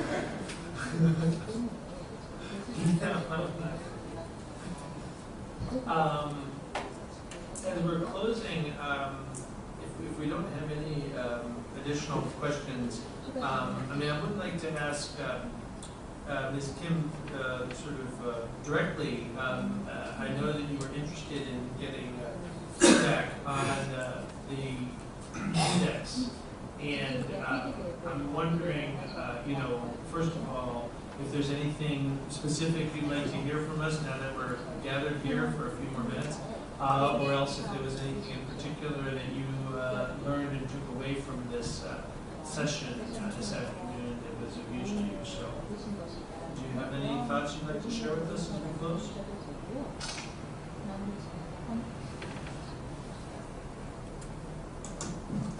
네, 시간을 주셔서 감사합니다.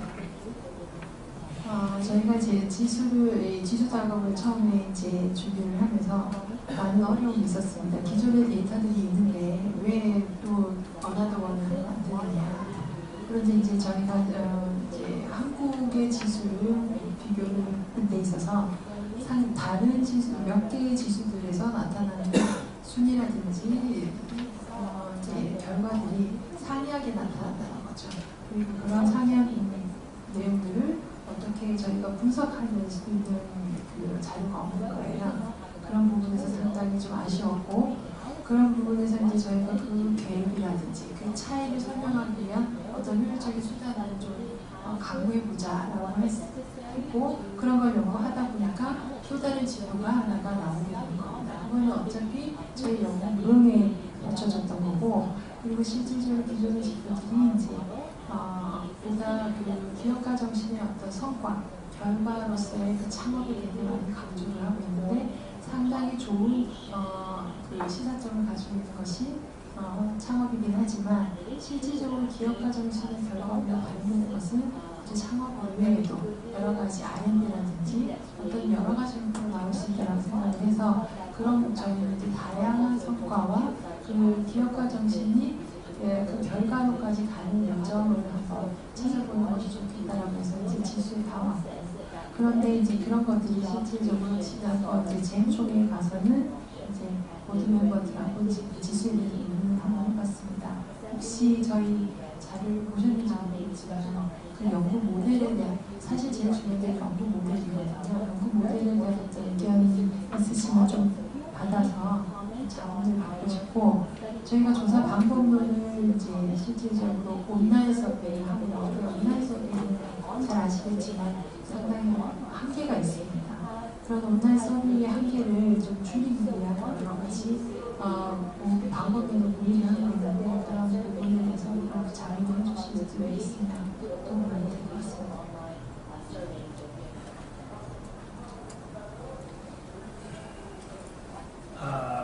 Well, I can let Mr. Ward comment on limitations of online surveys. I think that there's a whole separate discussion to be had. After all of us have had a chance to study the report that you have prepared on the survey, and we can offer more detailed comments. So I would love to understand what you perceive limitations are, but we can have that conversation not in front of this audience. I guess like any tool, it isn't the perfect tool. There isn't the perfect data set. There isn't the perfect model. To your point, Phil, earlier, I think we're at the very, very rudimentary stage of really understanding entrepreneurship, and I think if you believe that everything, your only tool is a hammer, everything looks like a nail. I don't think online surveys solve world hunger, but I think it is a valuable tool to help what we're trying to all achieve, which is ultimately to make the world a better place and raise the GDP of the country. intended to have sparked a little controversy here at the end, but I will, since it's actually become a subject of discussion, offer some thought on this, which is that, I mean, whenever, I think the issue is really more about randomization of a sample than it is about the tool, because it could be paper-based, online, it doesn't matter what the tool is. It's just a question of the data input, but how did you find the people? So if you send out a link and you say, please respond to a survey, that gets some group of people. If you call people on the phone, you say, either fill this form out. Some people might be more inclined to fill out a paper form, other people might be inclined to fill out a survey. So there may be some kind of inherent bias in terms of what the method is of collecting responses, but I don't think that there's any bias introduced, fundamentally, certainly in this digital age, from administering a survey online. But what is important is the sampling methodology. How do you find the respondents? That's really the issue. And what do you know about the respondents that you found? So I actually don't. My honest professional opinion is there is no limit to there's no bias or with an online survey, except the most trivial of just people being able to type into a computer, which these days I struggle. So, I mean, we work with multiple panels across the world. Some of them are our own panels. So in the UK, the US, and Australia, we have our own panel. And I could talk in quite a lot of detail about how we recruit and incent panelists, and then obviously where we don't have our own panel outside that, we have those panel partners, and they have their own methods of recruitment and incenting people to take surveys. We work really hard on balancing for gender and as many things as we can, but ultimately, there is error, as there is with any research methodology, and our goal is to try to make that error as small as possible. Well, we're at 55:15, but I actually have a serious follow-up question for you now that I really was going to leave to the discussion, but now that you brought it up, I mean, this is a very lengthy survey that they've administered for this stuff. So, and you talked about incentives. I mean, like I said, I thought it was a little too in the weeds, but since it's come up, I mean, first of all, you talked about, so you're, in terms of this partnership, you're bringing the panels, you're helping to recruit the panels in sort of a randomized or quasi-randomized way, and then you're incenting people to fill out this long survey? So each of the panels incents people to complete surveys in a different way. I mean, I'm not going to go into huge detail about the other panels, but our own panel is unique in terms of how we incent people to respond. So if you've ever done a SurveyMonkey survey, 3 million will be done today. At the end of that survey, 50% of the time you'll see a page that says, would you like to answer surveys for charity? And so if you sign up under that model, which is a preview, for every survey that you complete, irrespective of if you get qualified out of the first question, we donate 50 cents to your nominated charity. So in the world, we've given over $6 million to charity already in that model. And we've done a lot of analysis on how that incentive model compares to other models, and it is statistically a better model. Because generally, you're not going to rush through a survey. I mean, I'll give you an example. If the first question is, have you bought furniture in the last 30 days? And you were answering the survey for money, you're going to go, clearly this is a survey about furniture, and I may not have, but I'm going to say yes, but I'm going to complete the survey, and therefore that data is not necessarily as valid. Whereas in our model, if the first question is, have you purchased furniture in the last 30 days, and the answer no, we still donate 50 cents to your predefined charity. So there is no incentive for you to personally or otherwise to rush through and falsify your results. Yeah, go ahead. Yeah. I can add some comment. And coming from an international organization, and the statistics director of the international organization, where we mainly deal with official statistics coming from national statistics agencies. Still, if I can answer the question, is it useful? I think what you do is very useful. If you are trying to measure the GDP of a year, it's like this way, this is absolutely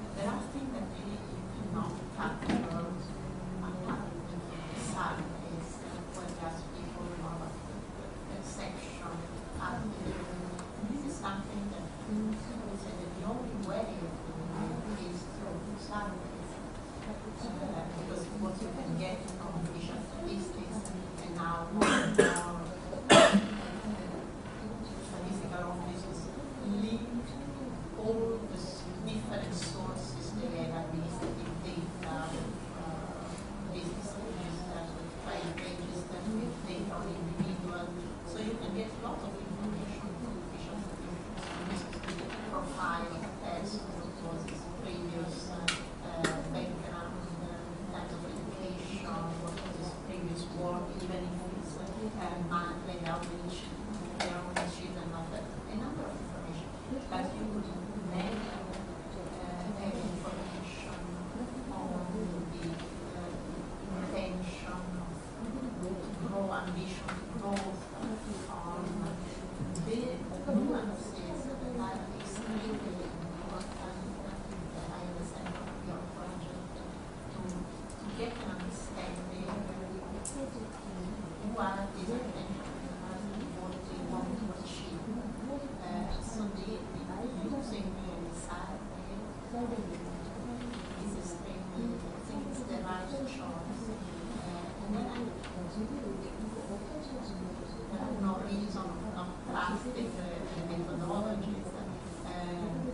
What you can observe is some sort of small volatilities across the 1 year.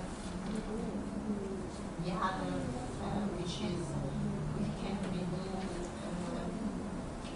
be due just to the sample dimension, not to more fundamental issues. But this is something that you can accept because the advantages in terms of the web of information are so important. That is worth doing. Great. Okay, well. Can I quote you on that? First, might be quote me and say, well, okay? No, I thought, I might use that quote, the right choice of Okay. Cool. Yeah, quote me, I guess. Any other final thoughts, observations, objections, expressions of outrage? No? Okay. I think we've done about as much damage as we're going to do. So thank you very much, folks. Yeah, and we're all available, obviously, to chat further. Thank you.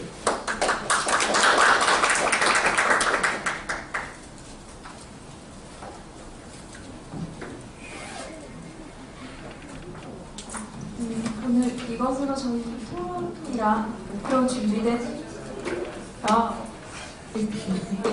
아직 남아 계신 분들이 많이 안 계신데 죄송하지만 앞으로 와서 혹시 기념사진 같이 촬영하고 마무리 드려도 될까요? 네.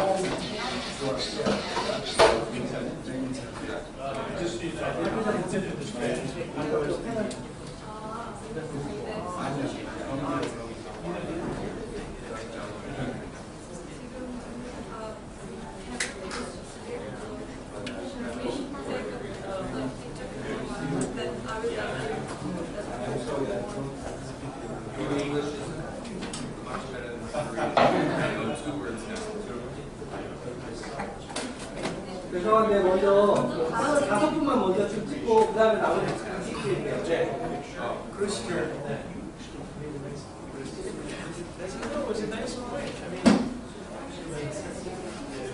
그다 같이.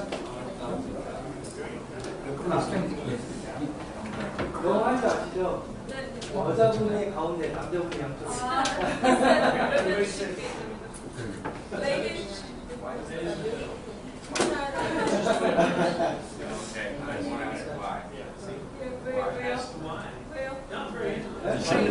그래야 그림이 인사말. 자, 오케이. 오케이. 너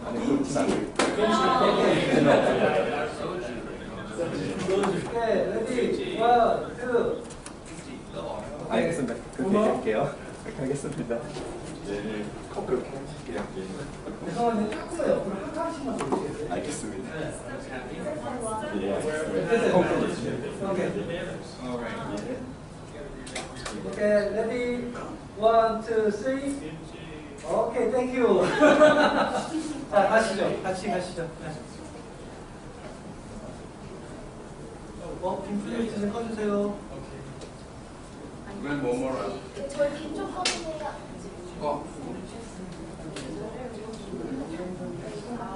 자, 같이 한번 찍겠습니다.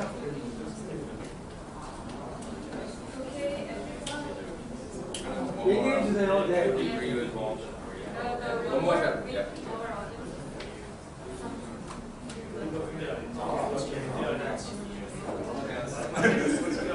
오케이. Here center.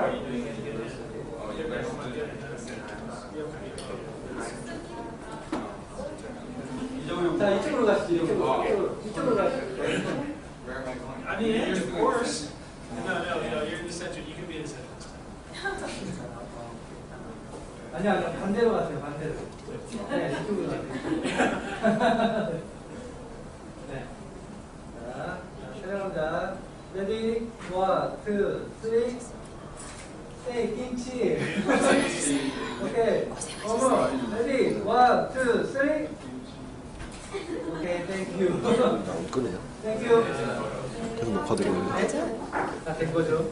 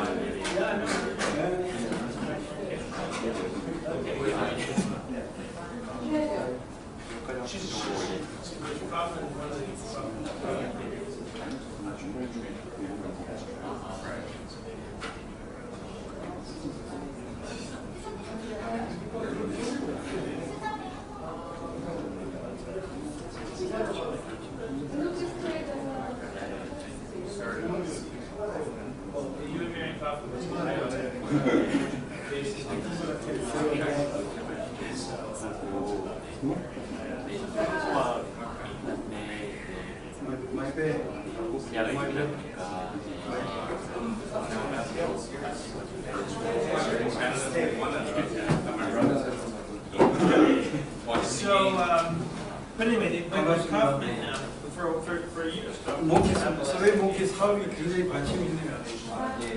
멋진 사업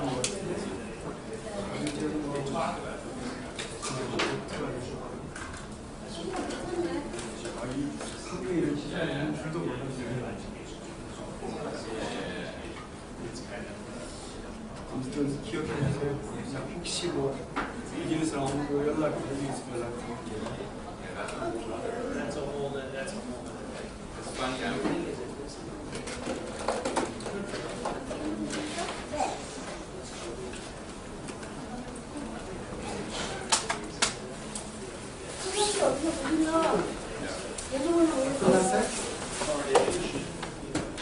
오늘 어디로 갔어요? 집으로? 오, 잘 됐네. 내일 아침 출근한대.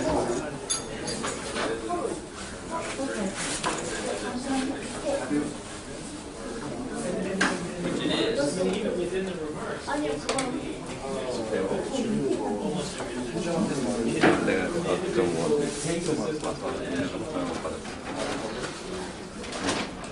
아니 회의.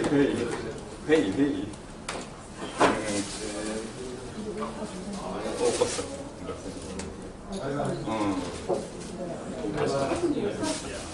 Thank you. Thank you very much for being here. Yeah, thank you.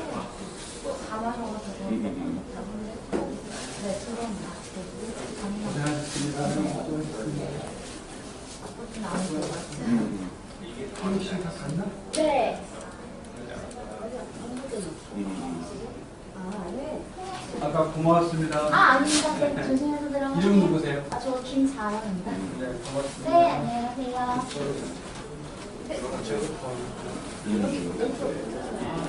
그 부분 말씀드리자. 네.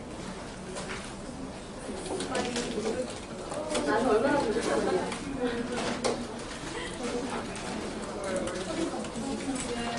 진짜 많은 거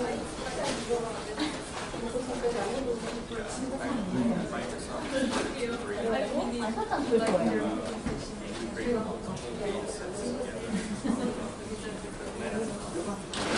가져가야 돼. 이거랑 이거랑 저거만 가져. 완전히 더 와야 돼. 내일 보고 내일 강의? 별로 안 좋아하지만은 점프를 위해서는 하지.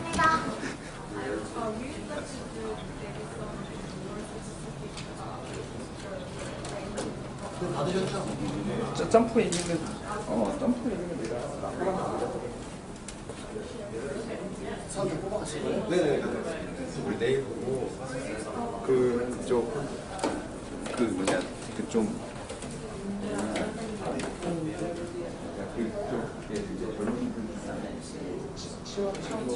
I started, like failure is almost like, I think we'll take you seriously in this 내일 또 오는 사람들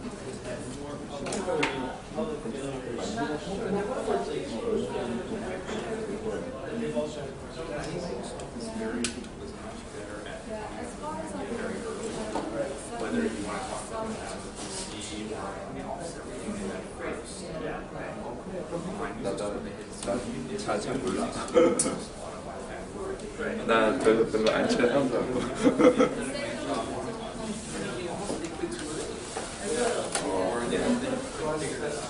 내일 봐요?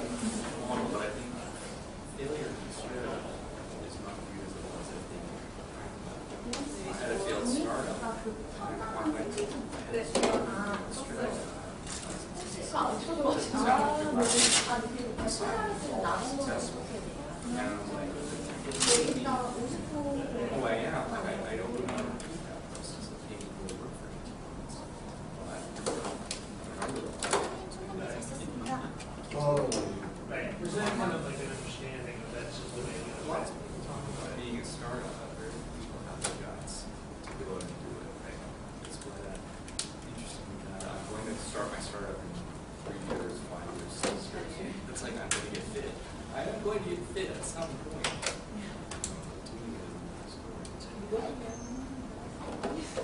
To go to what? I'm staying. I just like, this is my way of gathering up all my stuff. Well, it was lovely to know you guys. Ready to go. I will Ready for anything. The sprinkler, look, no, there could be a fire. The sprinkler could come on. That would be I will prepared. connect with all of you on LinkedIn. You know, Spend time that would after be- LinkedIn. Yes. I'm going to connect with you on SurveyMonkey. You should definitely send me a survey. Yeah. Send me a survey. I'll answer What's that? for sure. You can send me all sorts of things. You can send me a Google survey. Well, whatever. we should go. Well, we'll probably. We should. Well, we should go into Gangnam if we want. If we want to go and do something, we should go into Gangnam because that's the nice neighborhood nearby. Should you feel like should we go out and get some? Yeah, we get some dinner. Who has lines? You're listening to Oh yeah, I mean, that sounds good. Are we gonna go? Are we all gonna go get some? Go into Gangnam and get I'm something? gonna go. Maybe we can go to Heat. So are you our local guy? Yeah, local guy. So give us local. You want to go where? You want to go to game? So you guys. Well, I mean, because we're next to Game. No. I mean, we can go just because it's nearby, right? Isn't that what we're closest to? Or we can go into town or whatever. I don't care. All right. Actually, We should probably get.